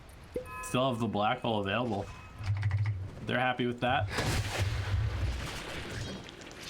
Clean kills. Get out. Never refuse good given. It's going to be 3-for-1 bounty runes for Forward Gaming, though, as they take advantage of them spawning shortly after the fight happens. Almost figure that was perhaps intended. As Ember Spirit, he's working towards the Maelstrom now, you figure. He's got the drums. Haven't talked much about Yoar this game, but he's in the middle of the pack. 6,000 net worth. Not too far behind. Still ahead of the gyro. The important thing, I think. Yeah. And gyro barely ahead of this MSS Enigma. Zax again. Dazzle, the good blade. No, the Fate's Edict. It saved him through the damage. And Ryoya's still dead, though. Coaling Blade too strong. Cannot get away. Bristleback, he's lifted up. Put down right into an ice path. And Bristleback certainly to fall to another Coaling Blade as well. A double kill for Snake King. Yeah, this axe was a great pick. Holes being punched in an already holy draft by Beast Coast. They just don't really seem to have, like, how do they take fights? Captured in the flame. They don't have any initiation at all. It's all about reaction when you have this lineup. Yeah. It really is. It's all about, okay, you're gonna jump us. We got ways to sustain though with the Isle, the Oracle, and the Dazzle despite that core roll, but yeah, it's not ideal. Obviously going down there as he helps to get Gyrocopter out, but gets caught up too. Relocate on cooldown. Gyro, excuse me, he's trying. He's working on his own Maelstrom, and you know, net worth-wise, he's not too far behind. He has certainly recovered somewhat. As Moose is now back in. Ready to go once again. Radiant's top tower is under attack. Brack's going for a very early help. Interesting. Say that there's a ton of right-click damage on the other team. Yeah, that is an odd choice. It's still evasion for him, sure, but I would rather see that be an SNY, honestly. That feels weird to me. Radiant's middle tower shouldn't have to take this. All right, well, he has a halberd. Even more ways to try to just make these fights last longer. Which, again, is clearly the theme here from Beast Coast. Survive the burst and then push back. Whether or not it's going to get them the victory is still up for debate, I suppose. Axe now has his blade mail. Yep, it's going to be even easier to burst this Gyro, this Dazzle. Speaking of Dazzle, CCC, the blind. Oh, he uses himself. Unfortunate. Catch, couldn't get him though.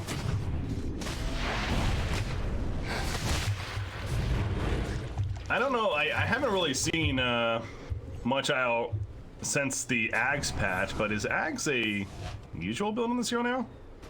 Sorry, which one? For IO. I know that a lot of pro players do value very highly. Okay. It just gives you perpetual spirits. Yeah, so just constantly coming. a ton of damage. But All right. I haven't seen a whole lot of IO games since that patch. Radiant's Yeah, bottom heroes tower banned so much. Yeah, you usually see the back.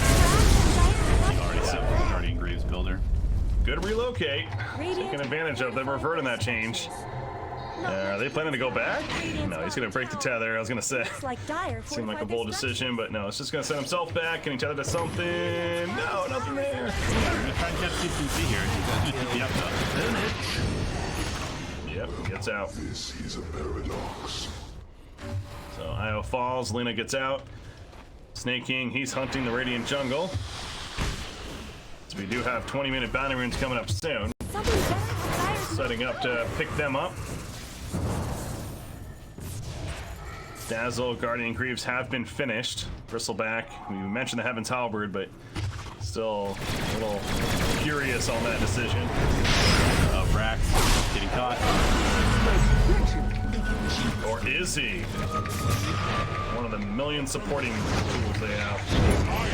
They're gonna try and catch both though. Oh, he's full health. Yeah, see, he's fine. Oracle is dead though, and maybe not so fine still. Nice Macropire put down, and here comes IO Black Hole setup. MSS, perfect setup. There's two more dead, and the Bristleback thinking he's gonna live is not the case. He's doing a lot of damage. What a Almost triple killed their whole kill. team in response, but yeah. It was a little scary. Yeah, he sees damage at the end of that. Jeez. I'm not gonna lie, I haven't felt any impact from this Dazzle. He's just been farming the entire game. And if you're just gonna farm the entire game, why not just buy a Midas? I don't understand. We're going the Necro route to split push. Yeah, the whole Guardian Greaves and then not grouping up with the team is an odd decision. And it absolutely is. Radiant's You know, bottom obviously- tower has damage. fallen. Went for They're the cast beating on Dire's range. top Gonna go tower. for that low cooldown Hex, I suppose, but where's their damage? Oh, Leo. Not much good's Got happening to 4 mithril Radiant's bottom damage queued tower. up. Got the damage. It's I suppose that's damage. 96 damage when you add them all up. It's pretty good. Raw. It's a horrible efficiency, but it is damage. Nice. He's got the BKP now. This is your typical gyrocopter Ivan IO teammate build. Just a lot later than he would have liked it. Enigma. Well, he has Animitis. Been using that on cooldown and off cooldown even, and now has a Blink Dagger queued up and goes back to as well. This Radiant team does not have great stoppers for a black hole either. Oh, Axe missed. Trying to catch the Dazzle. Cooldown reduction taken by MSS. He gets 15.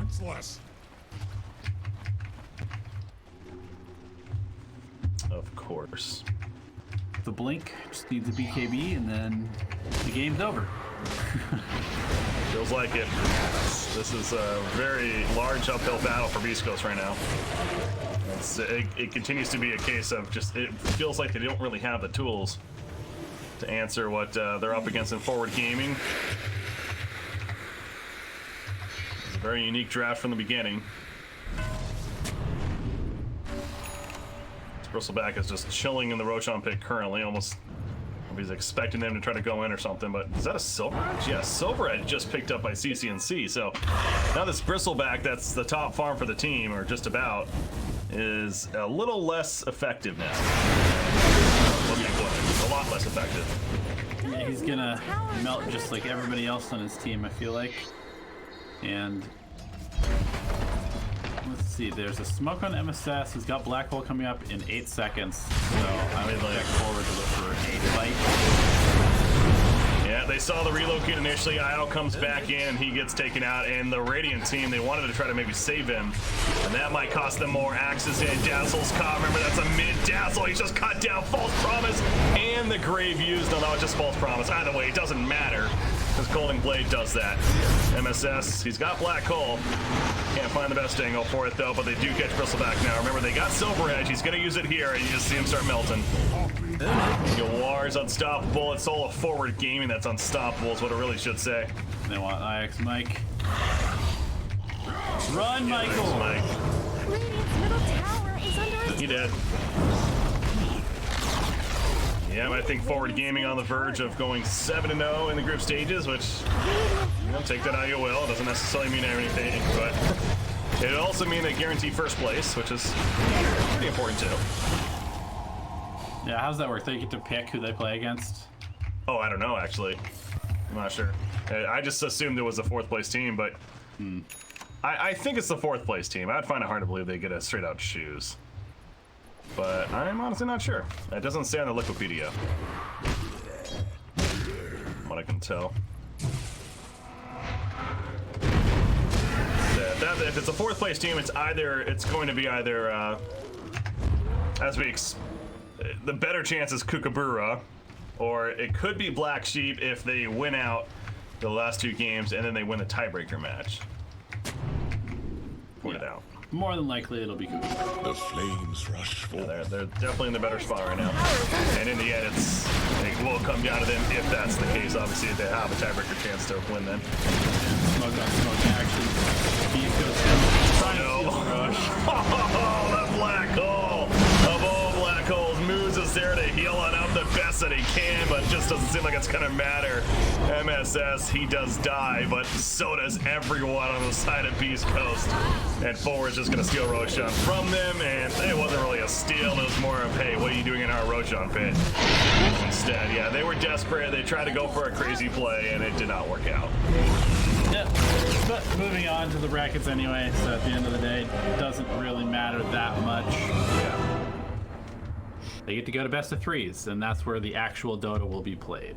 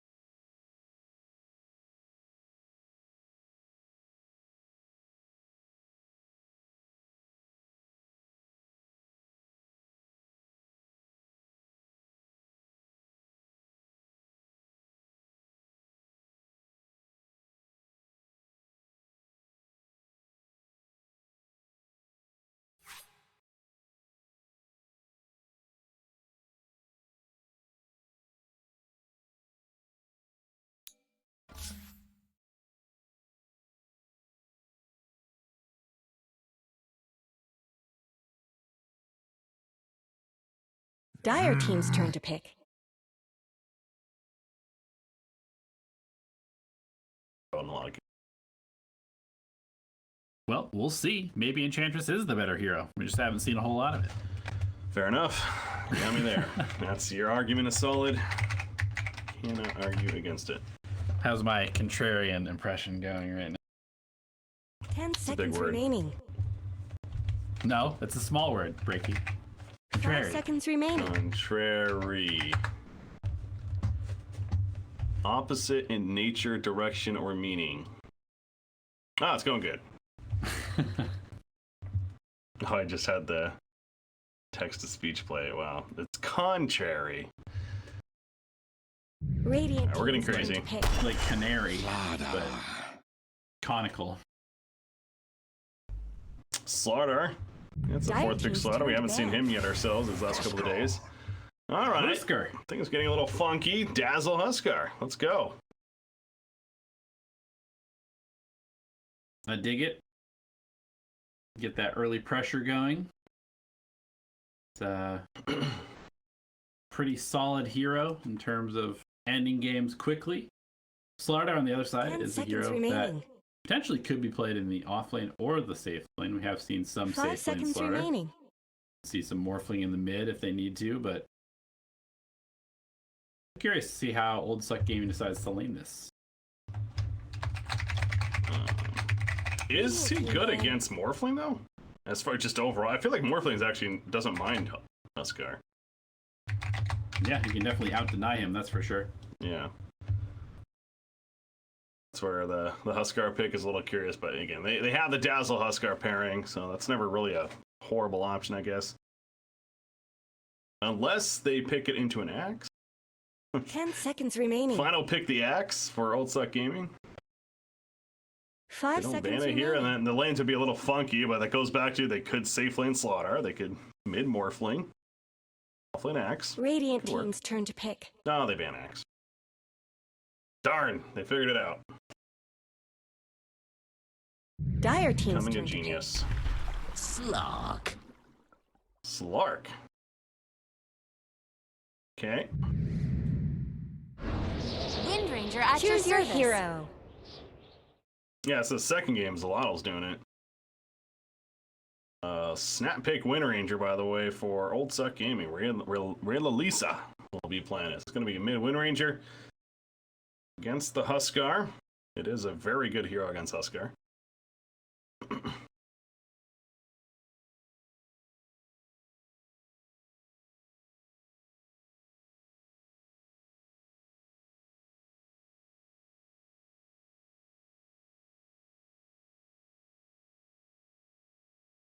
We get a pretty fun draft on both sides here. Some unique stuff happening. Our classic cheesy Dazzle Huskar combo as well.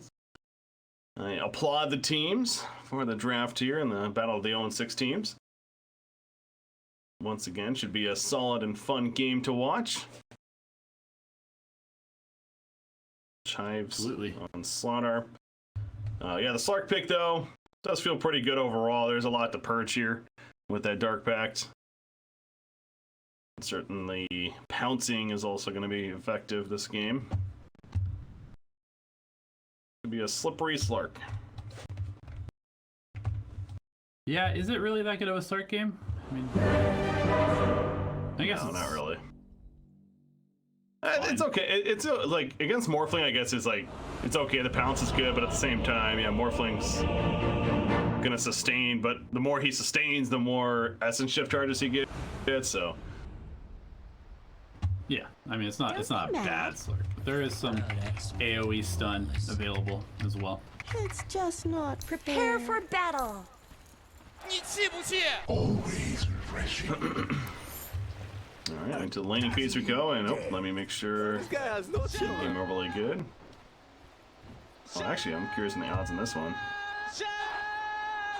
Find it.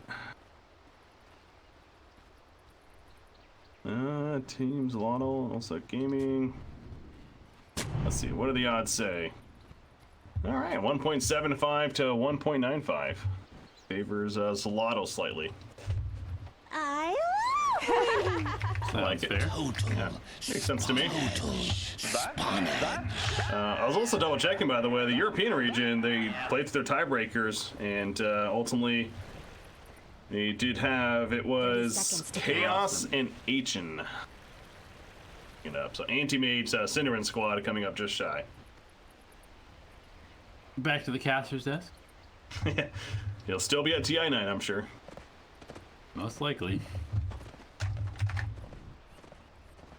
What a life, man. Oh, I didn't make it as a player. I guess I'll just go cast the event. Yeah, he's one of the only people that's been able to pull it off. This ain't no snowball fight. And testing at the top rune. Dark's here. Yeah, they're just gonna throw out the enchant for the slow, and he's in trouble. He's dead. Wow. Dies. Don't be mad. Did he get the bounty rune at least? He did get the bounty rune. So it is a 2-for-2 bounty rune split, but yeah, gets first blood in. Top lane. Huskar versus Wind Ranger in the mid. Huskar with the 4 gauntlets of strength. Needs Currently. to equalize that base damage discrepancy. Yep. Head on through. Wait for the levels to start adding up before looking too much into how that lane's going. Meanwhile, bottom lane Earthshaker is doing a creep pull. And so is Sand King at the top lane, but Empyrean's here to throw the enchant out. Annoying. Yeah. The entire purpose of this hero. It's very clever to put the Iron Shell obviously on the creep, though. That's the workaround, I suppose, of the Enchantress.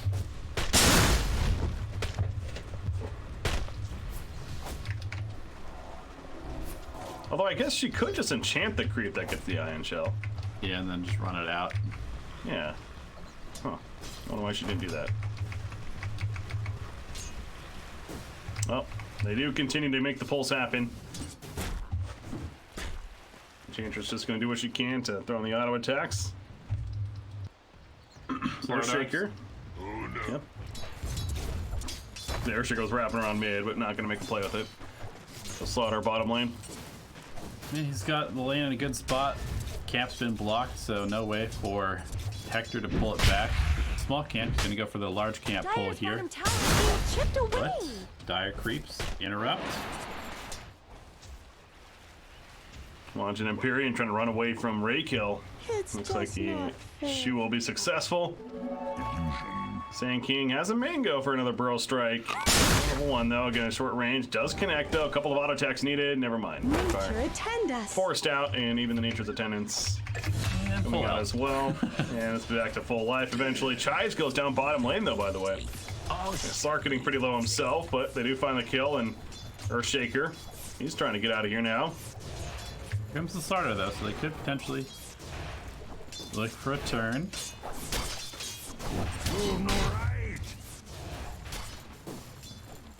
No grave leveled up on Dazzle. Thanks for that. Yeah, not yet. See when that eventually comes. As oh, look at that from Earthshaker blocking the. I guess was he trying to stack it himself even? Either way, it doesn't stack. It's only level 1 on the Shaker. Only halfway to level 2. Be a little careful about getting too far behind in terms of experience.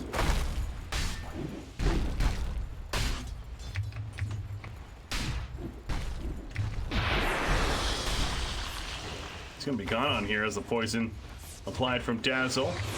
Slark does have pounce in 2 seconds, not even needed. Hector actually gets credit for the kill, just really right-clicking to assist, and yeah, Earthshaker will remain at level 1 for the time being. Quick res, I suppose that's a bonus, but It is, you know, I like that about you, Breaky. Always looking for the silver lining in these situations. Good stuff. Trying to Makes a keep good it, Dota you know. player. Keep it PMA. keep it positive. I've learned from you guys. Life was much different before I found out about Dota Alchemy. Wind Ranger. How's the matchup going mid now? 21-7 Huskar, 14-1 Wind Ranger. Okay. The Huskar is actually still dominating quite a bit. bracers now online, a couple of them. It's a pretty tough lane for Ray Lalisa at this point, especially with the EXP discrepancy. Now Esk just running him out of the mid lane. He's gonna keep zoning him actually away from these creeps, and Esk is getting the experience, or at least trying to. Gonna win run aggressively in. Denied. Well, making use of it. Does have the arcane rune again, so a little more value there from it. Darkseer at the top lane, despite the Enchantress is still managing very good, but Morphling's also just essentially free farming. Blake, talked about earlier against Complexity, it looks pretty impressive. As the Morphling has a 5-minute bounty rune spawn. A lot of Great getting kill. it 3. Ends up getting both of them.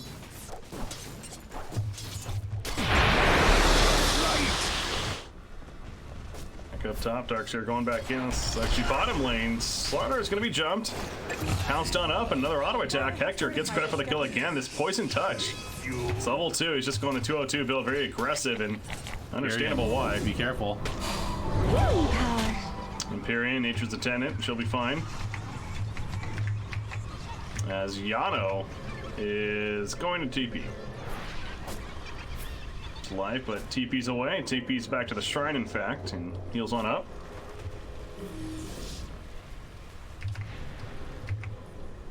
Bleak So- is having a very good game in this Morphling yet again. Yeah. 35-7, top of the charts. Not really able to be pressured that heavily by the Darkseer, and that definitely bodes well. Especially as I head into the mid game where Huskar wants to take over, but does need to be a little bit wary of the... Oh, they eventually get the kill the bottom lane, but it might come at a cost now. The poison touch. It's gonna tick down Slaughter, so indeed it is at a cost for Slaughter's life. Dazzle feel pretty good about that one. But going back to the Morphling as well, top lane again. Back in, Blake, he morphs into the Sand King. And look at that, Sand King is like, wait, what? How did that happen? That's not supposed to happen yet. And Stop well hitting played. yourself. Yeah, Stop right. hitting yourself. Invisibility. What is that originally from? I mean, just... That's like a bit in is it a Jim Carrey movie even? yeah, that sounds correct. Yeah. I mean, Yano. Dead. Earthshaker also died though. But Morphling, do we think he's gonna go the same build as he went the previous game, or was that kind of special circumstance? I believe it was like the Manta and then into the Ethereal Blade later on. yeah, the burst seems pretty good. You're able to kill the Dazzle right off the bat, kill the Huskar very quickly. And then burst the Slark before he can get off his ultimate. Well, Earthshaker, he goes down. This Slark is going off. Ifrit. It's 2-0-3 at the spawn of lane. He has 3 permanent stacks now, the Essence Shift, early on. And they might find another one for him. They're gonna surge him 4, one more auto attack. There you go. Yano actually gets credit thanks to the Ion Shell. Dire's middle tower is way. Infinite scaling underway. Sure is. You kid, but you just wait 2 hours from now. Slark is gonna be a beast. No, it's really good though. Even tipping his teammate as they run over to the shrine. Dire's middle tower. It's teamwork there. And this is all with Huskar still just doing his thing in the mid lane. And in fact, as I say this now, he picks up a haste and he's at the top. He wants to try to maybe make a play on Morphling. Doesn't have life He's break all yet. alone though. Is he holding a point? He is. Okay, there you go. Chase after the waveform, I suppose. A little awkward engagement gets dispelled. No more haste rune. All right, now just to farming, I guess. So suppose it was just to leave the mid lane and harass Blake. Yeah, it's kind of like a nice little lane swap actually, because it allows the Darkseer to actually get a little bit of farm. He was getting super shut down at this point. And Ash can single-handedly pressure. On bottom lane, there's a 1-for-1 trade. So Ifrit was really deep at the tier 2 tower even to make the kill happen. So Sand King loses his life, but yeah, another kill for the Slark. 5 permanent Essence Shift stacks. And armlet's almost finished for Huskar. The recipe now. We're going by Sand King. That means it's probably a kill on Enchantress. No untouchable. You know, if Slark were to steal all of Morphling's agility, it would completely negate Morphling's agility.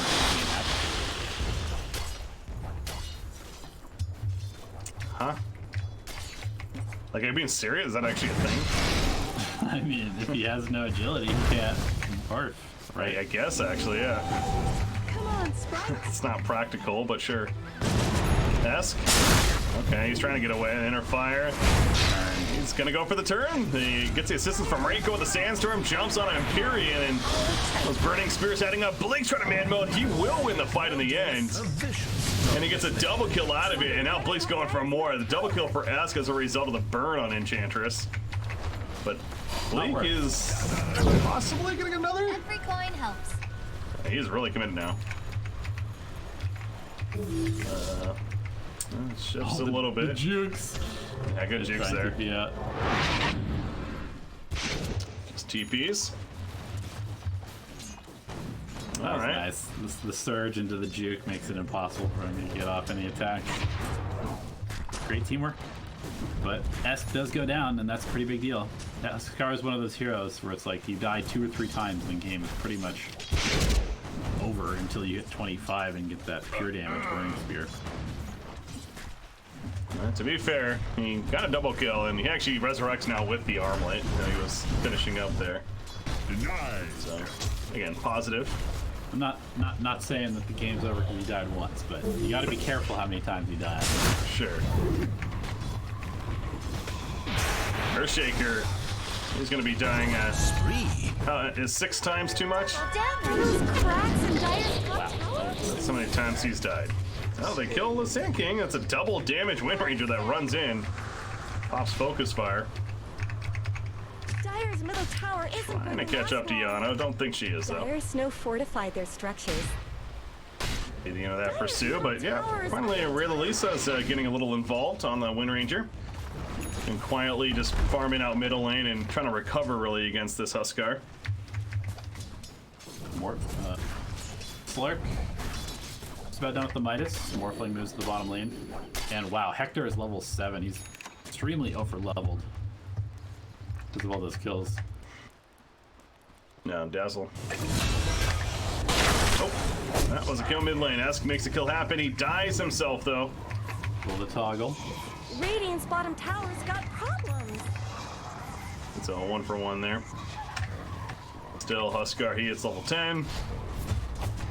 Not much good. Back in 20 seconds now.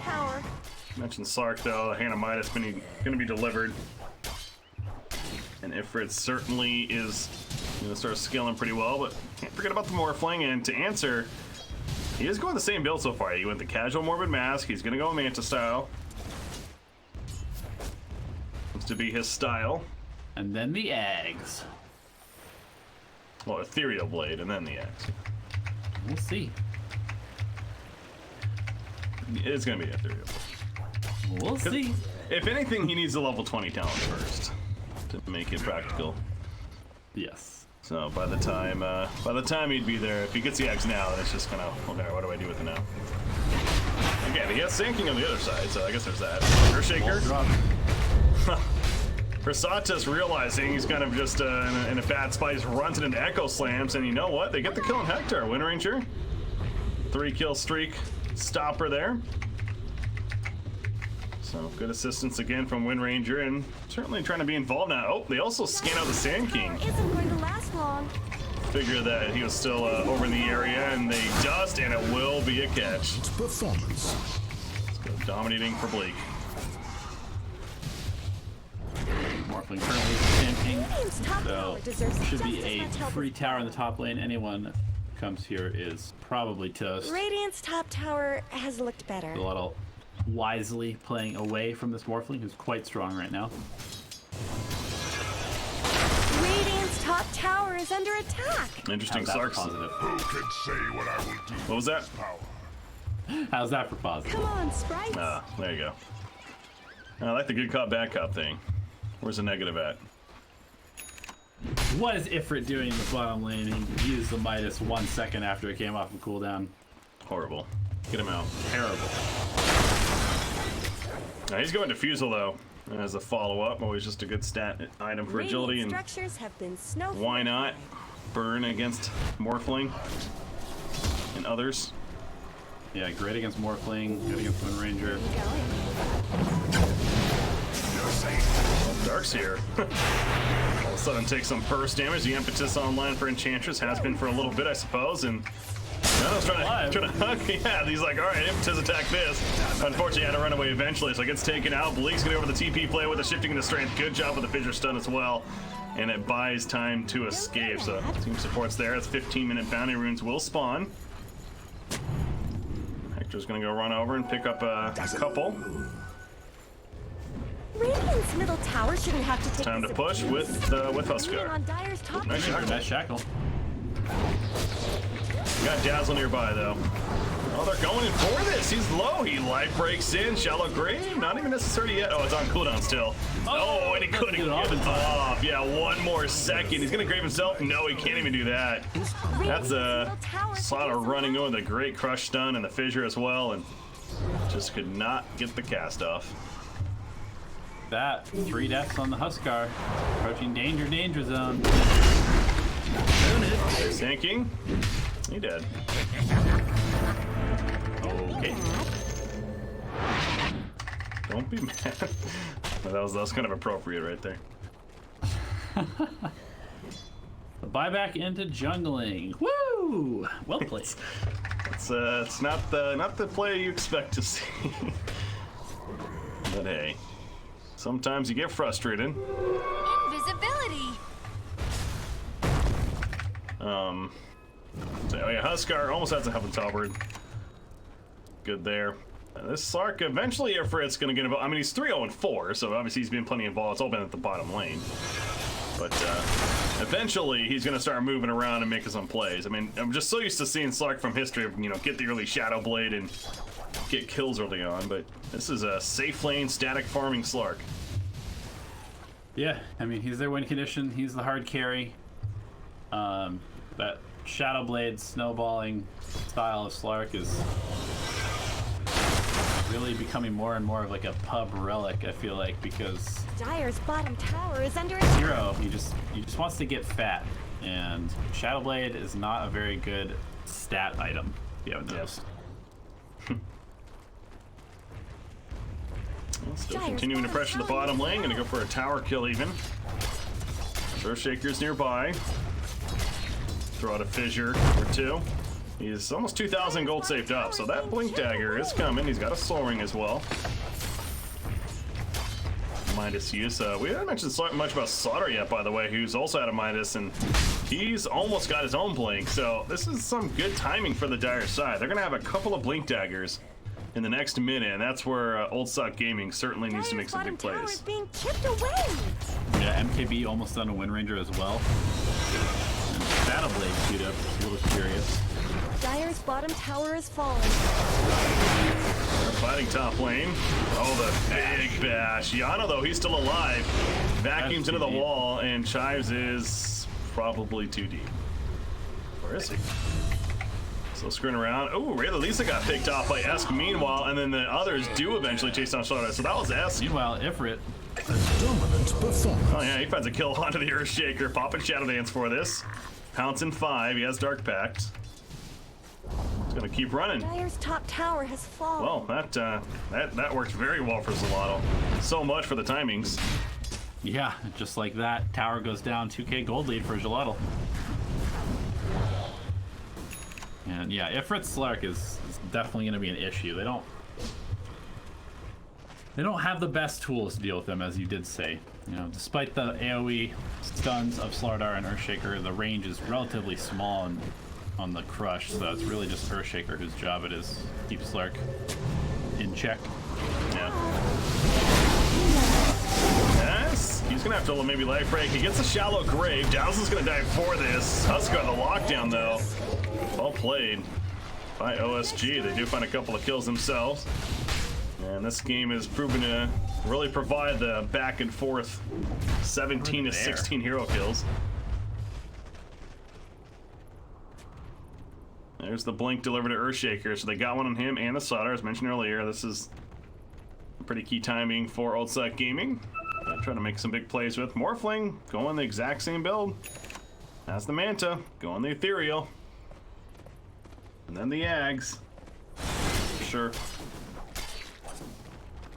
Picked up that combo for a reason. It's nuts. I hope he gets there. Just for the memes. Double blink dagger smoke move coming to the top lane here. They're gonna wrap around for a fight. Enchantress is like, yeah, totally, just going in. Here's the follow-up Solder and the follow-up from Earthshaker. All of a sudden, Huskar is getting really low, but fire push back. However, Blink jumps in with the Adaptive Strike and indeed bursts him down. And now Dazzle, he's going to Shallow Grave himself as he's trying to stay alive. But Slark finally shows up to the party. Very late. Earthshaker gets away. Missed the pounce initially. Fissure hits. And Earthshaker's just going to stun lock him while his teammates are dying on the other places. Yano is going to be run down by a couple, including Morphling. And now back over here, Versatis does finally fall to Slark. But again, that was really a good death for the Earthshaker there. As he just kept Slark occupied for a good 20 seconds, it felt like. Yeah, that was really well fought by Old Suck Gaming, and just a little bit slow in the grave there. He was mid-animation when that Adaptive Strike came through, Bleak recognizing that the chain stun was not going to be enough.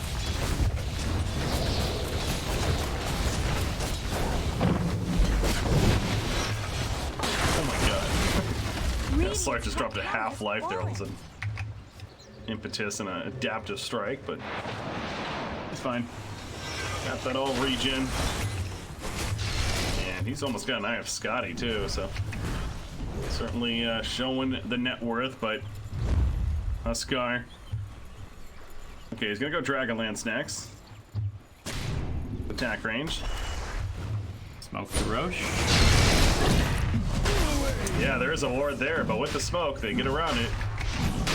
Yeah, that's a heads-up play. OSG's has no clue.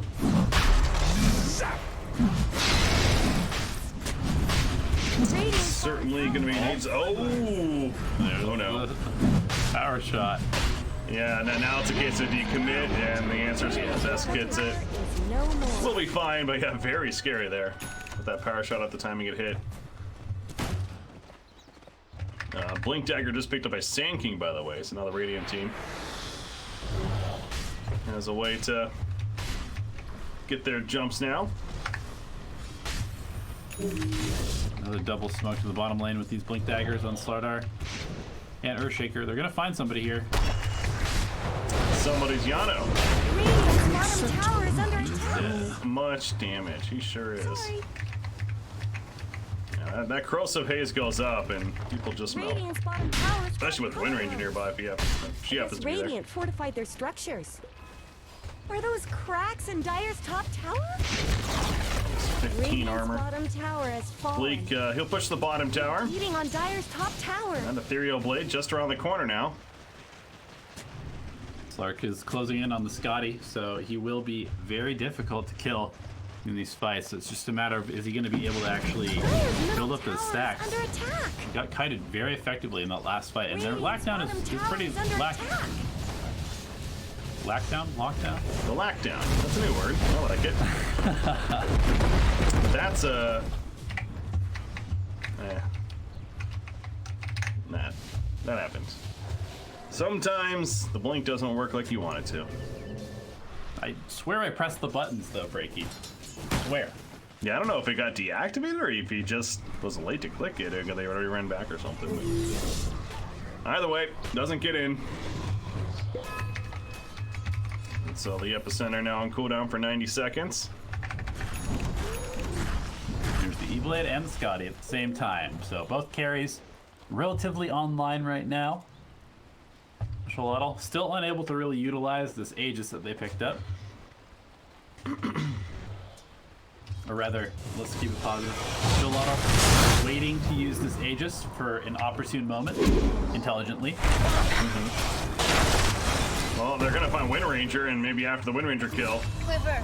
that'll be that time. That's a good pick Should carry sand, on Pick's leader. not arrows.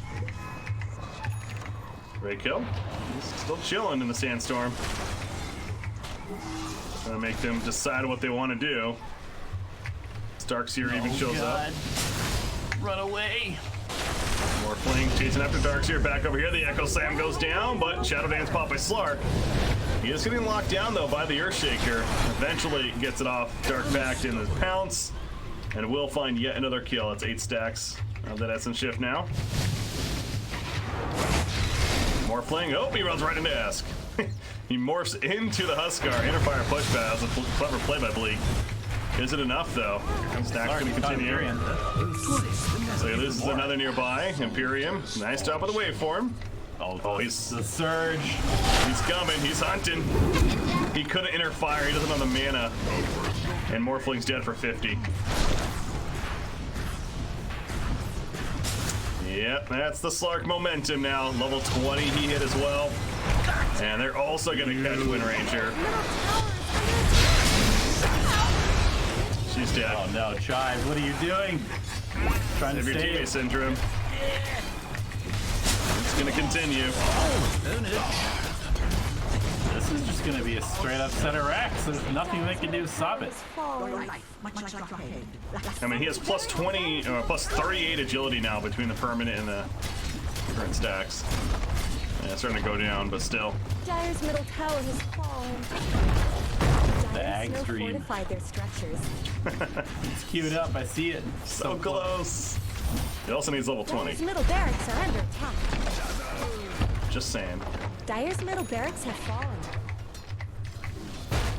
It picks up a blink on Slark. There was a phase where I was playing, when I was going through my carry phase, I played Slark a little bit, you know, watching the best Slark player in the world, and BSJ, of course. And the build that he talked about that was actually pretty unique was the Blink Dagger earlier on. And it's an interesting concept, but it actually makes a lot of sense, because it's a hero that certainly wants to be able to get on top of you, get that pounce off, and without something like a Blink Dagger to jump in, Dire's top tower is under attack. certainly a bit more difficult. Yeah, So, now his doesn't catch is actually ridiculous with the Darkseer Surge and the Blink Dagger and the Pounce. Nobody will escape Ifrit's clutches. Yeah, and he also went the talent, so that's a Beating on Dire's top 4.5 second pounce leash. Pretty strong. Almost outlast Windrun. Dire's So. top tower is under attack. Ray Lisa without a defensive item needs to be very careful with positioning here. He's still going for that Shadow Blade despite having a invisibility talent and just a few levels. Invisibility. Oh yeah, Wind Ranger, that is Are those odd. cracks in Dire's top tower? Permanent invisibility breaky. Dire's top tower is gone. Suppose figures he just wants the jump on wherever they go on, but you know, why not the Blink Radiant Dagger at have that point? fortified their structures. They're beating on Dire's top by the way- tower. Permanent invisibility. Yeah, that's Trying to play nobody Ricky. said Have it. to take this Trying to play Ricky, and abuse. Ricky's so terrible that he has to pick Wind Radiant's Rangers. middle dude. tower has fallen. Ranged Dire's top Ricky. tower is under attack. Ifrit comfortably sitting in front as they're pushing the tier 3. Wow, and he blinks out of the E-Blade. That's pretty nifty. Morphling's got the point booster. So it's lining up. Bleak's certainly on the way. Get in the Ags, and as we were talking about, ideally gets 20, gets the morph allies, and morphs into Earthshaker, and then just hops around like a... I don't know. Just hops around. Double damage is available. Slark gonna pick up a Hyperstone on his way to a Moon Shard. He's going for just full snowball mode. Double damage. Yeah, that is interesting, actually, but you see the Wind Ranger using the Shadow Blade there. Oh, he had an opening, but choosing better of it. What? Whoa. Hello? They were saying hello to nobody. Feeling a little jumpy. Clearly thought somebody was there, but not the case. Slark is sitting comfortably, gonna jump Enchantress. Yep, oh! Tyrion. Nice force. Yeah, that's here the counter initiation effect. Dazzle's going to be bursted down. Esk jumps on with Lisa. Vacuum pull on the back lines as Earthshaker's picked off, though. Sanking goes down in response, but this Slark still feeling pretty good. The double damage is just now wearing off. Morphling, he's dropping fast. Esk getting low himself, but it's Huskar, not a big deal. Bleak, he morphs into the Huskar. And the Unifire pushback, but Imperium will fall on Enchantress to Esk. Couple of split fights. Wind Ranger. Uh-oh. Shadowblade's not saving you there against the Sentry. Dire's middle barracks have fallen. Are those cracks? And this Slark is 9-0-9. Dire's top tower has fallen.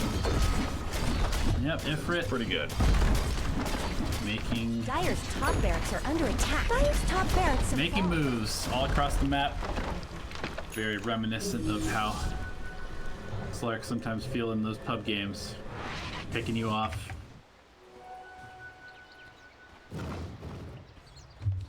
Offering accepted. 10,000 net worth lead. 11k as some bounty runes being picked up. So old Suck Gaming is really on the idea of they gotta make this Ags Morphling work. And again, against Complexity, when we saw him pick up the Ags, it did turn the tide a bit. So it's certainly could be a similar story here. So he's just by level 20. The 23 Savage Morphling was, I think they were losing the game, or they were behind until he picked up the Ags, and then he just started one-shotting people with the Earthshaker. He's very close to that level 20 talent as well, but T-Rex down is going to take a lot of carrying from Bleak. Dire's bottom tower is shattered to little pieces. All right, there you go. He's so close to 20. Right as he gets the Axe, so he's gonna soak up this experience. There it is. Make sure he gets the right talent. That'd be awkward. Oh, I missed it. And at least I have more attacks. Oh, there you go. Leaping in, jumping in, going for the burst. Darkseer cannot die though. Jeez. That's Still insane. It is. Insane damage. That's a Darkseer who is very tanky right now. That is pretty crazy. He's gonna go back and get some mana. And the thing is, it's such a short cooldown. He has it up constantly. I believe it. I'm excited to see this. This is one of these combos I haven't seen yet personally. Didn't recently seen ran, but it's got to be very mana intensive though. Trust you guys.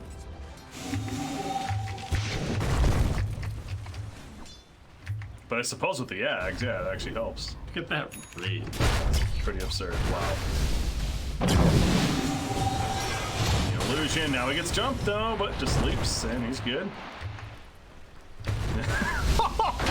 Hail Mary. Oh, ridiculous. And it's up again. This Slark might be in trouble. Oh, back. Yana, what a save. Slark. Now the episode is going to be canceled over the fissure. And now Raidkill's going to be bursting. No, he's going to be fighting next to the Sandstorm. And Bleak suddenly may have to think about playing defensive. He's going in. Dazzle keeps himself alive with the shallow grave, though. And they catch Bleak once again. Raidkill, nobody's dead. Finally, Slaughter dies. Back over here, Slark. That's 1,036 damage. Oh man, the damage circles down. He's out for 90 seconds. Blake is a god right now. He is hitting so hard. Dazzle with a shallow grave on himself. Blake's still hopping around, losing teammates, but he doesn't care as long as he's alive. He gets a double kill now. He wants to find Darkseer. Ain't gonna do that. Back to the right. Buyback, by the way, on Sand King as he died, but Huskar is eventually gonna fall. And yeah, no, I'm a believer. This is certainly a game still. It is such a broken combo. Oh my goodness. The cooldown is what makes it so ridiculous. It's like every 4 seconds you're hitting for 1,300 damage. I thought the Dark Willow one was pretty crazy to see. But this beats it because of the mobility too. Yeah, the gap closes out of control. Crazy. Yeah, it's like plus 1,000 damage. All these hits. That's absurd, and it's one of those cases. How the hell do you stop it? You need like a scythe on the Radiant team or something. Yeah. anybody lock even him down. close to picking one up? There's one queued up for Darkseer, but he's a long ways away. Alright, so Blake finally hit the point that he was looking for, and just like that, the game starts shifting a little bit. Now, again, big picture, you got the middle and the top racks have been destroyed on the side of Old Suck Gaming. Solano top lane. Find a jump, and they're going to take out Wind Ranger. Yep, the vacuum pull back in just to be sure. As Ifrit almost ran into somebody. Both teams checking out Roshan. Bleak still hopping around. Oh, big burst. Sand King's like, whoa, found him. Gets cut down by the teammates, and now it's Slark battling against Morphling. Cross the phases up, though. Pop Shadow Dance. Down the Dark Pack. Blake is getting low. Not low enough. He jumps back in. The Earthshaker's in pursuit. They want to catch him. Great vacuum once again from Yano to save the day, and Morphling is not going to find the kill in the end. Not yet. True. This fight's not over yet. Well, Huskar, he's being battled. Pops a shallow grave, keeping him alive. Can he get something to kill him? But that's the Echo Slam goes off. Doesn't matter. Ifrit melts them. Blake now jumps back in, though. A great two-man stun from him. Huskar getting low, and they adaptive strike for the kill. But Blake is dead. He was too much agility there. And Ifrit finds the kill on him. Yeah, wasn't able to find those really, really quick kills. He was missing a few of those enchant totem leaps. And well played by Gelato to kind of not get picked off, stay as a ball, and make it very difficult for Morphling to find those pickoffs. Massive wave in the bottom lane, though, so they're going to have to respond to that. Double siege creep is there. They're doing Roshan, though, in the meantime. The buybacks. Morphling is ready to go again. And he jumps back in. Here we go. Kobe. Burst. Sark's dead. Just like that. So much for the Roshan. See, the teammates are like, yeah, you're carrying us. Not much good's happening to Radiant's Dear bottom God. tower. Papa Bleak. Please. Carry us to glory of our one win. I mean, might get Roshan out of this. You need it for sure. It's just so weird to see him constantly shifting back in. That plus damage. Taking a little while. They're not doing this very quickly, right? Well, that's the thing with him shifting in and out. Like, there's this global cooldown that's constantly delaying things. Finally gonna get it. And he's in. Aegis. And the cheese, and he's in, as mentioned, S cut off, so is sinking. There has a stun though, Bleak. I was gonna say, yeah, he actually ran out of Earthshaker. He ran out of Earthshaker. Didn't know how else to put it. Wasn't morphed in him still. He finally catches up to Sand King though and finds the kill. Huskar though catches Bleak, pops a Mantic, trying to get away. The vacuum pull in. Waveforms out. What a ridiculous hero breaky.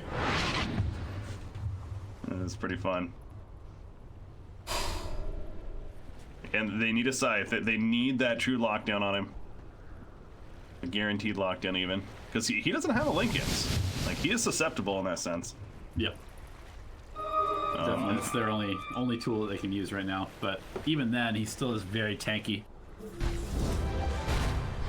In fact, I'm almost questioning the idea of going an Scotty over Lincolns. Lincoln still feels like it would actually be really good, because he's got to think a scythe may be coming now. Yeah, I tend to agree. I mean, does he really need the extra stats from Scotty? Or does he... I feel like he does enough damage already. Yeah. No, they're smoked. Morphed into the Earthshaker again, and he's chasing. Who will they find?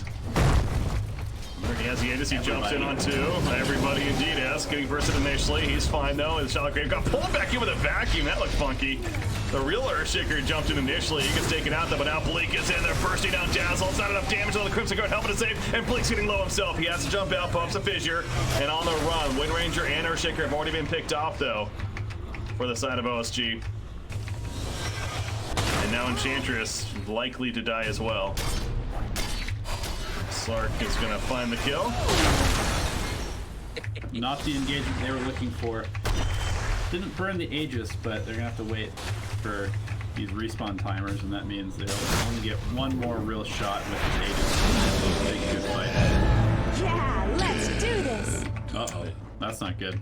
Yeah, they were chasing him that whole time, and eventually they catch up to him. Dire's bottom tower. Chimes down for a minute. Now it's just Morphling and Enchantress to hold. And with Earthshaker dead, talked about he unfortunately can't morph in Earthshaker. Yep, that's a big problem. Now he has an Aghanim Scepter that is Morph into not Enchantress. useless, but not great. Gonna get gone on jump initially. Remember, he has an Aegis. What does he mean? Oh, that's a nice Scotty being delivered. Let's have it finish now. There's the Burrow Strike, so he morphs into the Sand King. However, he's gonna die. Maybe waveform. Yes, there's the Aegis pop. Cheese.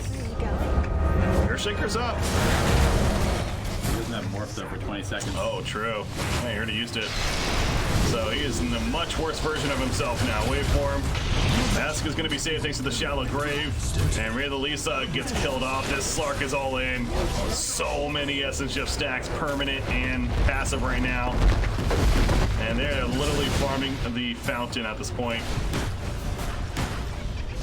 Blake has morph, but no Earthshaker. No Earthshaker. Come on, guys, you gotta get both things together. Yeah, that's a big deal. Earthshaker, that's one of the downside of the strat. He dies and ruins everything.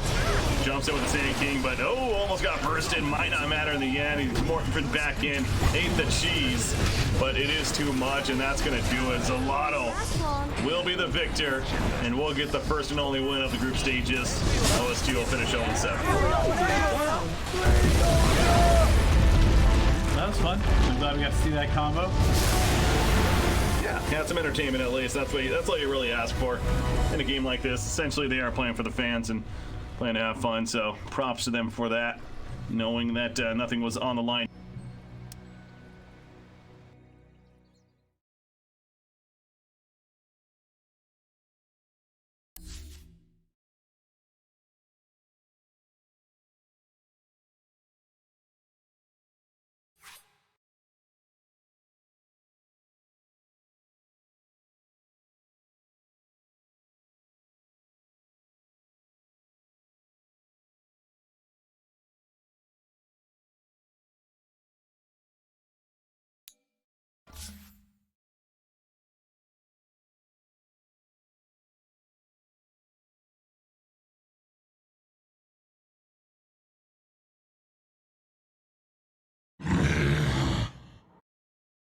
Choose your hero.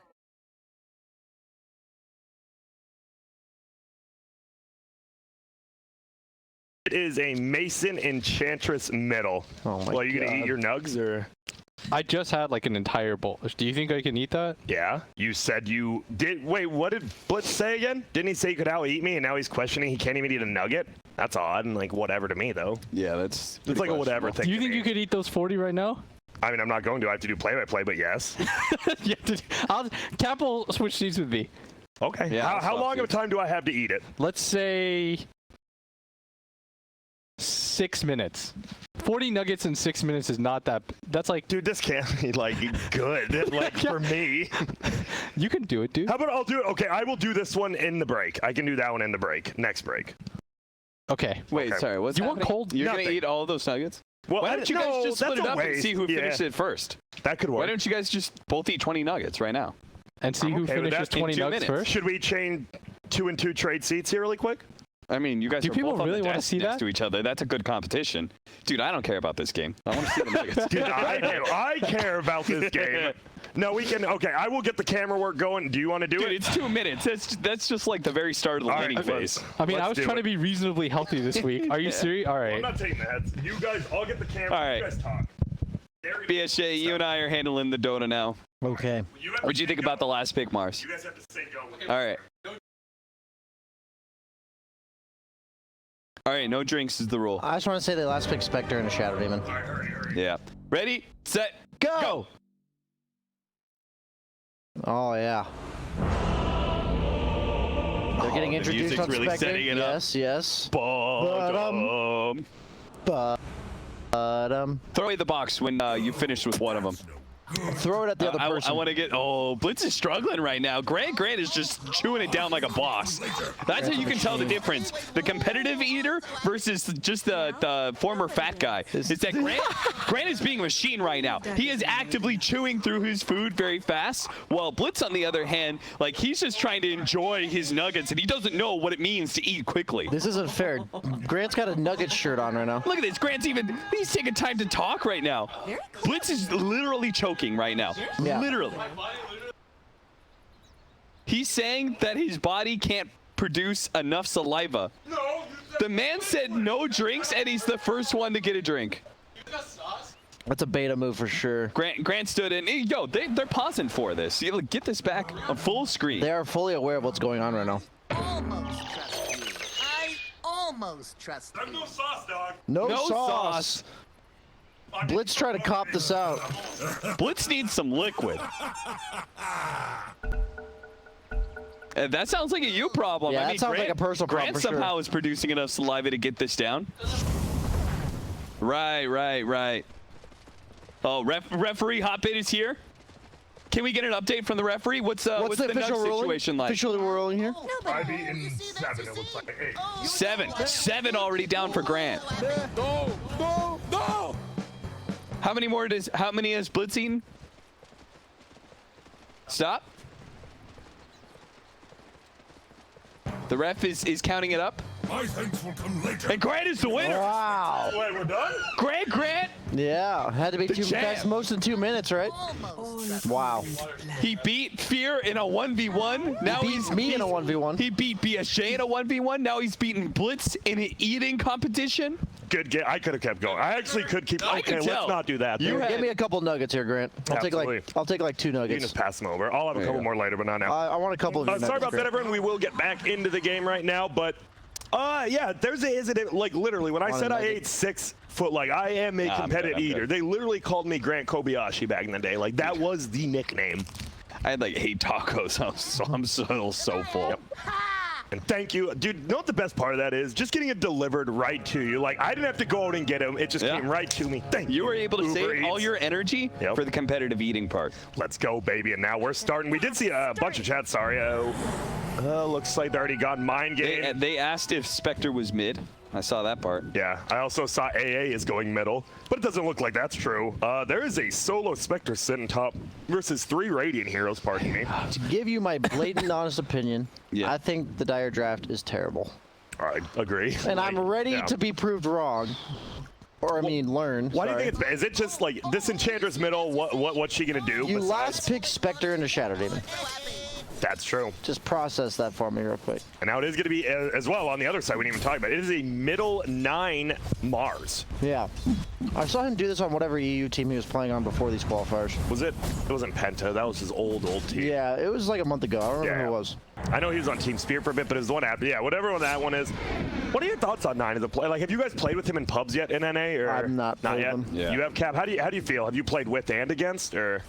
I think I've only played with him so far. And he's good, right? I mean, obviously he's a pro player. Like, what does he talk a lot, or is he just I'm gonna win my lane and play a pub kind of guy? He didn't say anything in our games. We just like Steam chatted a little bit. That's cool. But he, I think before he came to NA, I really respected him as mid laner. He seemed like he was just really good. Yeah, and he's one of those weird guys who does like very weird heroes. The meat found its way to me, huh? He used to play. He inspired all this. Yeah, because he spammed Zeus, right? I think he spammed Zeus before Thompson did. I remember 9 used to love doing stuff like that. But we back up. Oh, they're going to roll forward. They're going to find one. It will be 14:37, but they threw the dagger actually onto the PA. Maybe Boris didn't know the Crystal Main was there. They split up the damage quite a bit there. Couple mangoes here. Fear harassing out Bloody 9. This should be where all the action is. And bottom lane, the only one we didn't talk about, it will be, so Zero playing Centaur, his probably most comfortable hero, but you're going against Timbersaw. Dude, avoid him. What are you doing? Just don't mess with this Timbersaw, dude. You like, what? I was kind of weirded when they picked Centaur into this. I don't mind if you pick it if he just dodges the Timbersaw, but he's not dodging the Timbersaw. Like, please walk away. Just don't get it by the queue, Just walk literally. away from the Timbersaw, man. Like, go left. Left, sir. I don't care if you miss a whole creep wave. Like, you actually just can't contest. And Wasn't this like he has a ward too, right? So he knows if someone TPs. That's in, the whole they point rotate. of cutting, is like to put yourself far enough away from the laners that he can't miss. He can't get you out missing CS. And if he comes and kills you, then he misses a creep wave or something, and you're gonna say, well, I'll take that trade-off. Wasn't this like a second pick? This was a first 2 Timber, and it looks like a really good Timber game somehow. Yeah, it does. And you have what? Arguably one of the best Timbers ever, right? In Dota 2, it feels like, you know, they This pretty is a much got second carried place. to This second. is a second yeah. place TI Timber saw quality here. Pretty much got carried there with this Timbersaw. I have a feeling he still knows how to play it. There's just not a good threat for this Timbersaw, and he's particularly good at cutting down 2 of these cores. Middle lane, Enchantress 8-4 going. That's 14-6. 9 is currently giving this Enchantress the hands. Yeah, Mars should body Enchantress through most of the game. You just don't really care about her harass during the laning stage, and you have more damage. So you should be able to do that. Lane, they want to go in Borsling level when he gets the roll. Annihilate does get the 4-stamp poison. Doesn't do that much damage, but does a decent amount. I'm going to be blunt. This might be the worst draft I've seen in this entire qualifier. You think? With everything on the line, I'm really confused. That's draft. what I'm saying. I'm so confused right now. Like, what the heck? But we know Bloody 9, right? This is a complete Bloody 9 thing to do. It is. It is. You don't know who he's played in a lot. To draft very wonky like, heroes. to not understand a single thing about what he does in the draft. No, because he will. Like I said, he literally thinks Wraith King middle goes even with almost every middle hero. Like, the guy views Dota differently than most people I know. Yeah, you have to play like maybe 3 FPL games with him drafting, and you'll learn that. Yeah, and that's definitely. So I don't. Yeah, I think you can win with any 5 heroes. Like in this level of Dota, you can win with any 5 heroes. But if you're in chat watching this game, objectively look at it and say, when does Dire win the game? Like, how do they win? You hope your Spectre gets 6th slot and the SD dies. Spectre's not a hard carry anymore, though. Ever since they nerfed Desolate and Dispersion drastically for late game, she's more of like a mid-game 4-slotted win every team fight carry. And then damn, BSJ, I'm trying to think of stuff. It's all right. But there's Take your nothing time. yet. Take your time. Take your time. You're good. What about Centaur gets Retaliate Aura, and they all have 6 hearts. Is Retaliate Aura a thing now? I thought it was Return Aura. And then Return Aura, yeah. Gains Retaliate Aura. Oh, I actually didn't think that was a talent anymore. So what does that do exactly? Does that everyone just return 64 damage? Yeah. Okay, that's just like way worse than it used to be then. Wait, is it? Is it not based off theirs? I haven't Wait, seen do it yet, people get the active? No. Oh, they don't get. They just get the actual damage retaliate. return. That's But it. it's only like 64 damage. Oh my goodness. Resolution ends up getting Bloody 9, so I gotta focus. Return Aura was like 10 times better, wasn't it? Because your return at that point did like 200 damage.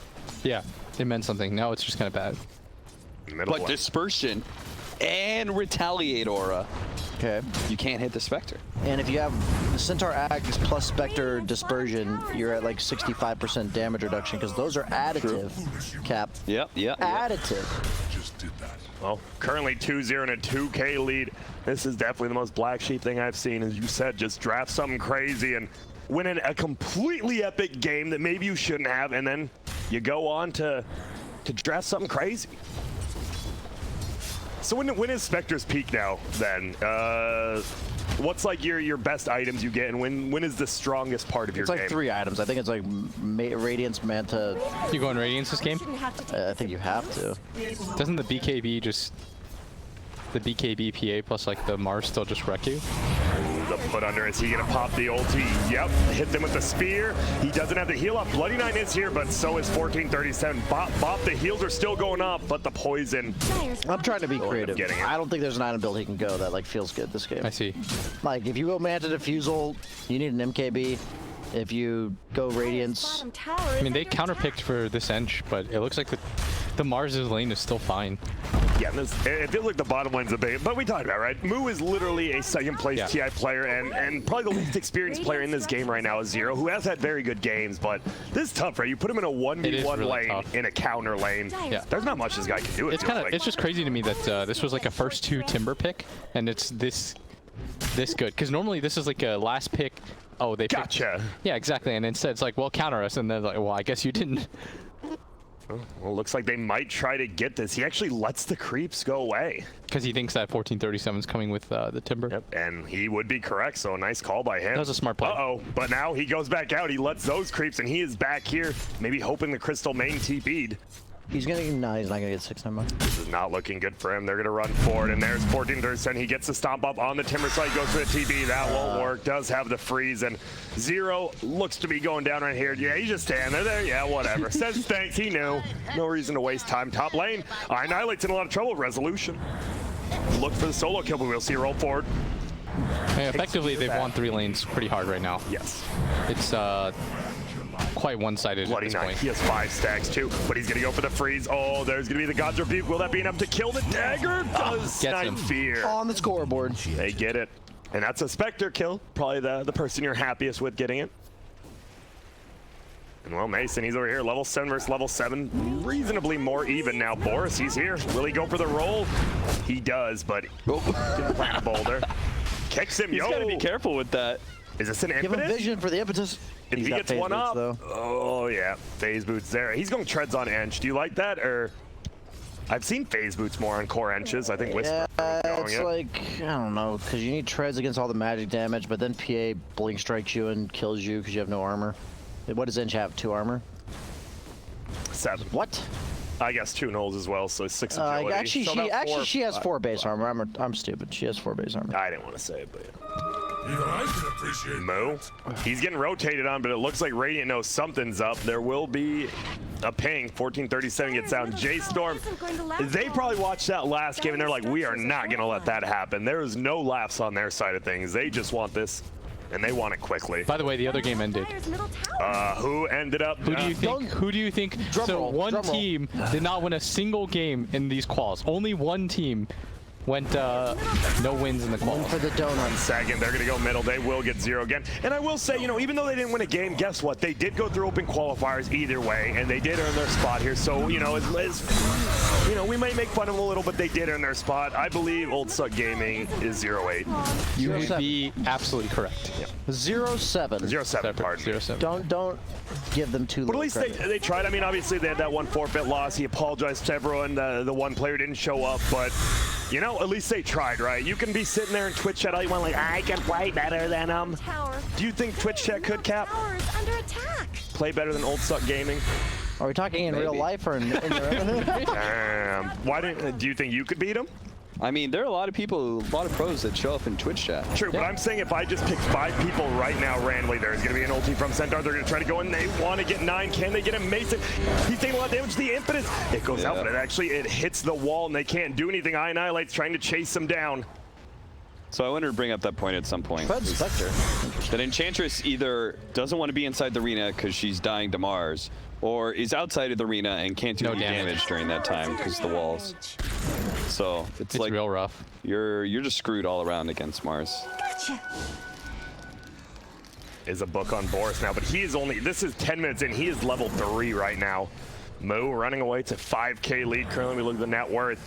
That's all 3 members of the Radiant on top. They will get put under Fear, stacking some poison. Bloody 9, only 1 more stack needed in there. Well, Fear gets the kill. Wow. Damn, that spear through his dead body was pretty brutal.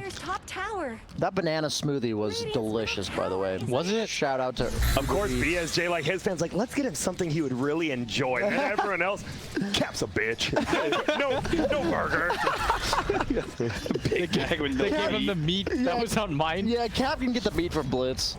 They gave me a low-fat salad and 40 nugs with no sauce. Honestly, I'm not even mad. I love me some black coffee. So actually, my fans know me as well. They gave love. They didn't even give me barbecue, sweet and sour. Sounds like Blitz doesn't have any fans. Yeah, that kind of sucks.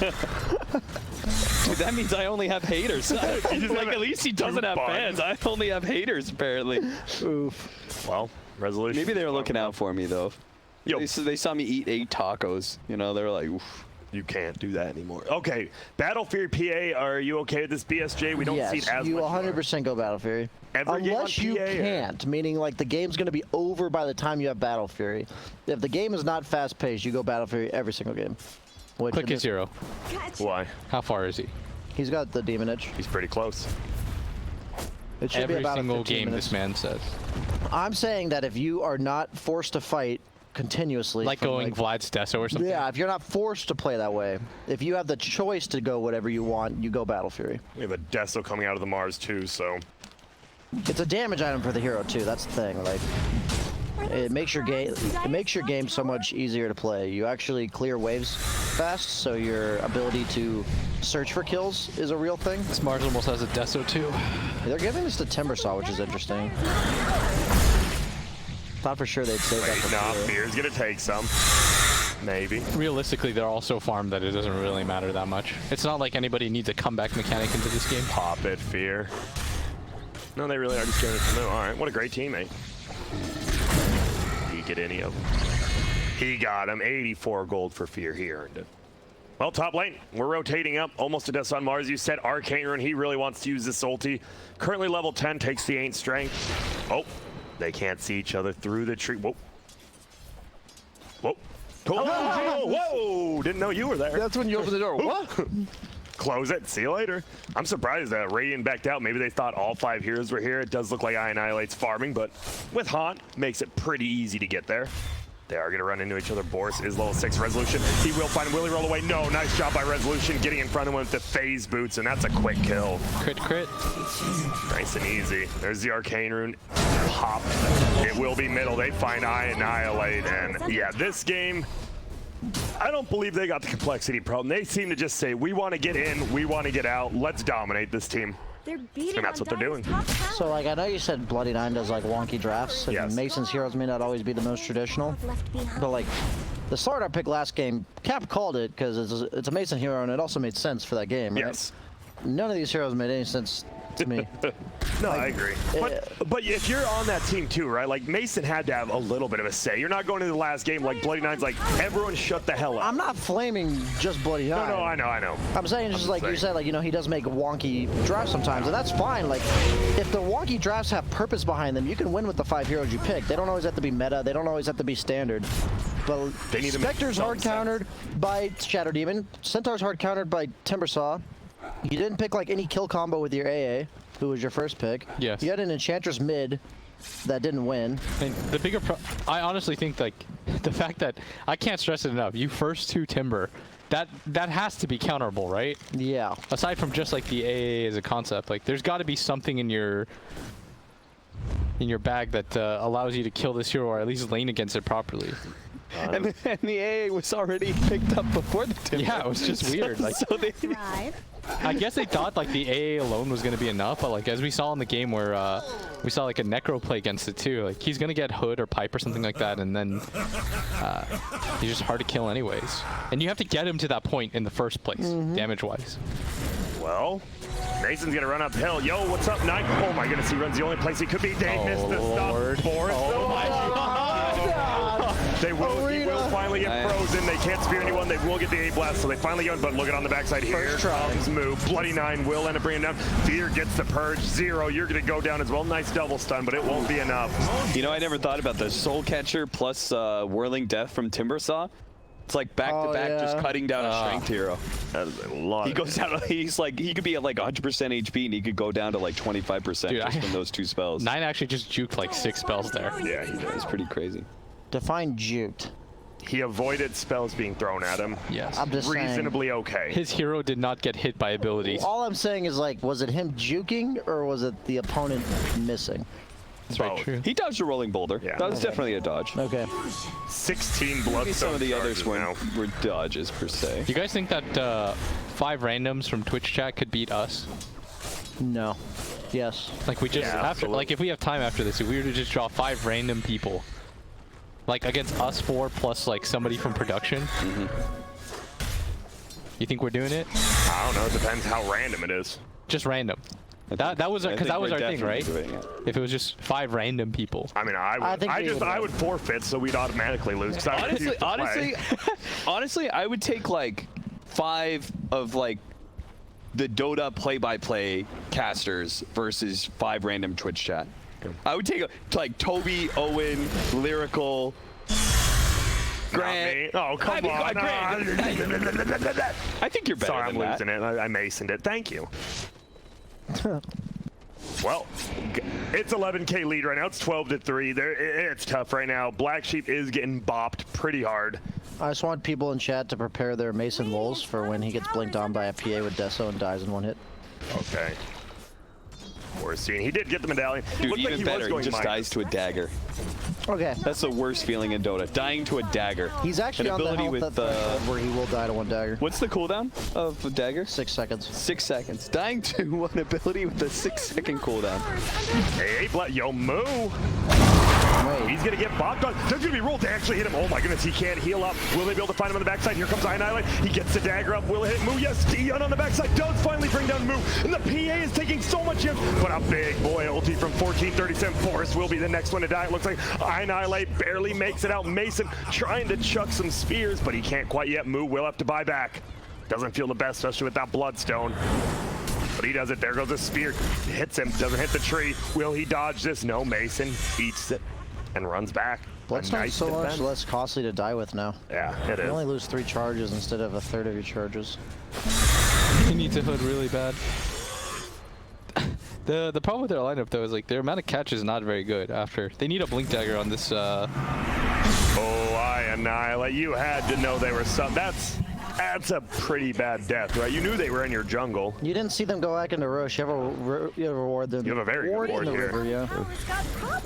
That's a tough death. They end up getting that kill, so it is a 1-for-2 trade now. They bring down that Timber had to buy back. He used the Midas before the Arcane Rune. How do you feel about that, Grant? I'm trying to think, like, give me a sec. Carry the 1. I'm mildly upset, but only by 4 seconds. Okay. And this will be an easy Roche. They bring it down so quickly. And Rezo, this is looking to be a pretty easy one. They jump forward. Uh-oh, Boris, he will get slaughtered. He didn't go for the Deso next. He went for the SNY. And they already have a Deso, right? So that's why. Oh, wait, do they? Oh, they do. Man. Dude, that that PA's not going to one-shot people. Dude, we had a South American game where they literally lost the game because they went 2 Desos. It was Ember and Mars, and they went like both first item Deso. It was rough. I mean, a 2K player would definitely vouch that for one. Yeah. You know. That's like the one item that I feel like low MMR players are just blown away by how good it is. What, Deso? Yeah, they're always so hyped about how good Deso is. When even in patches where it's not ever bought. It just does, you know, raw damage, so and it's like, and it's pretty cheap, right? Like for a damage item, right? It's easy to build up. A Blightstone, a hammer is pretty easy to get. Like, how about Deso Jug? I'm like, just show me a single pro match where the Jug won Deso. Well, it's untapped potential, BSK. Untapped potential. That's actually that's like exactly some semblance of what they say. Oh, there's a hood now. Blitz, you wanted that up on the Timber side. Gonna be pretty tough to kill this young man now. If not impossible. They have the AA though, so it's a little bit better. Uh-oh, over here. Spectre is stunned, but he's outside of it. They do get the ulti. God's Rebukes there. He's gonna try to TP. AA Blast flying. Bops 2 of them. There's still 1 more down here. He'll just try to TP out. And he will. Almost a full 4-step now in the Centaur. Avoids the Vanguard completely. Whoa, they're going in up top. It will be a jump forward. Mason is just trying to throw some down. Rezo's taking a ton, but he does have that Aegis. And look at this ulti coming out. Can they even kill her? She finally gets away. She will go down though. On the backside, Moo is just chopping them all up right now. Running after Mason. They don't have too much lockdown, but Boris, he's gonna try to roll. No, he will get chopped as well. And that's gonna be a quick pause. Is he gonna say something in all chat? We have a WTF, a go by Mason. Something happened. All caps. Are you mad? Whoa. And we're chilling. Is anyone else dying? Is it just this the only one? Maybe. Where are you going? He, the slow. Will Moo go for this? What is heat death, by the way? I don't know. Usually, oh, I missed the kill part. Do you know about what, like the heat death of the universe? Yeah, but his name is Heat Death. Is that like a reference to that? What's that? I don't even know what it is. Maybe that's how long Mason will be the greatest. That's true. So wait, what is it? It's when the sun burns out? No, eventually there's going to be a heat death. Like, literally. Yeah, but like, what does it actually mean? Like, we're all just gonna like be too hot? I'm already too hot, baby. Are we talking about like climate change, or what are we talking no, about? eventually the universe just runs out of energy. And who proved this? What? That's just physics. What physics? Are we talking like metaphysical, like manifestation? Mason will get speared in and not dying yet. Finally goes down. No crits there. And do you like this build, Battle Fury into the double status resistance build? Yeah, I mean, you don't have to build BKB, you just run at him. Yeah. This game's looking to be over in a couple of minutes here. They're pushing all 3 lanes. Bottom lane is currently getting pushed in, pardon me, by the Centaur. The Radiant lineup, or sorry, Dire lineup legitimately does nothing, so he can just build luxury items and he's fine. Under attack. See what they're doing. We'll see if Zero tries to cut another wave. Why not this one? Maybe the next one if he wants to say. What is he buying? He has 3K gold saved up, hasn't bought the 4-step. He's just chilling for now. Maybe he's thinking about getting the full ags. If he can get just like a little bit closer to it. Hear me out, Cap. Yeah. You're having issues killing PA. And you're not a right clicker, and you never really build right click on your team other than the Enchantress. So you have to synergize with the AA for the magic burst, and I think you just go for the Dagon on Centaur. I can feel it. That was so brilliant. I respect that. I mean, you got to think outside the box if you're going to draft outside the box, you know what I'm saying? It's true. And there's Mars. Does have the blink, has the Deso. They have to be so girl. Mason could just get blinked on and destroyed. They just move uphill. I wish 9 would hit the tower once, you know, the Deso and all. The value. But that's okay. Oh, there we go. They find it. Mason actually stands still. It's a pretty easy spear to hit. Boom! Goes down. There's going to be a freeze on the backside. It will be the Centaur getting slowed. Has he hit it yet? Yes. What about this VSJ? Gale of Discord Centaur. Okay. That's probably a better version. We're trending in the right direction. It builds armor as well against the PA and Mars. That's what I was thinking. I was thinking the armor makes that better in my opinion. Yeah, okay. And you got the Radiant on Spectre, so you're buffing up your teammate rather than realizing you can deal the damage. Yeah, you've got the Vortex from the Ancient Apparition as well, so you're just stacking up. That's the difference between the carry and the offlaner mentality. You're thinking about buffing up your teammates while I'm thinking about making myself deal the damage, you know what I mean? True. So I like that. This is an offlane hero. But you know, there's multiple ways to win Dota. There are. That's why we're both winners. You guys are so polite. Yeah. We're going to see if they can go in. The silence is on Fear, but he can put himself under if he wants to. He thinks he wants to save it. Bloody 9 will be the first one to go down. A lot of damage done to Boris, though. Fear will get seized down from the top, and Mars, he's in a little bit of trouble from the front, though. Annihilate goes down. That is their Radiance. God's Rebuke goes out, but they get the kill on him. They're just going to run away. 9 has fought back. I just scroll out farther and farther. They try to get the Shrine, and now he is healing up a little bit. They're doing damage. This should be a kill at 1437. 0 with the double kill and instant buyback. They can't kill Moo. They can't kill Rezo. They can kill the others. Oh, Boris gets speared, not into a tree, but cancels it anyways, and they jump forward. 0. Will he make it away? No. He did buy the 4-step, 2K gold. He's trying, but he will go down. And it looks like they know the fate of their own tournament seems to be over. They will fight. I mean, it's the last one, so you're going to fight till the end, obviously, but it's a rough one. Yeah, here you go. Hit a 3-man stomp at the start of that fight. It was nice. It was sick. Did PA go Deso? No. Oh, I thought I heard the Deso. There we go. Rezo does get AA blast, so look at that. Just jumps out. Annihilate does have the Radiant. Boris, no. Boris knows. He's just running straight in. Must kill someone. They're running after Resolution. Dagger crits immediately. Oh, Lord. The turnaround. He's still alive. 9 gets a triple. Give him the rampage. They won't. Annihilate. There's the GG called. They almost do. Somebody buy back. Buy back on Bloody 9. Give it to nah. You want an NA team to buy back for a European player? Give him the Rampage. Cap. What is you doing? Have some patriotism. Have some respect. I thought we were adopting 9. Not yet. He does need to at least make it to a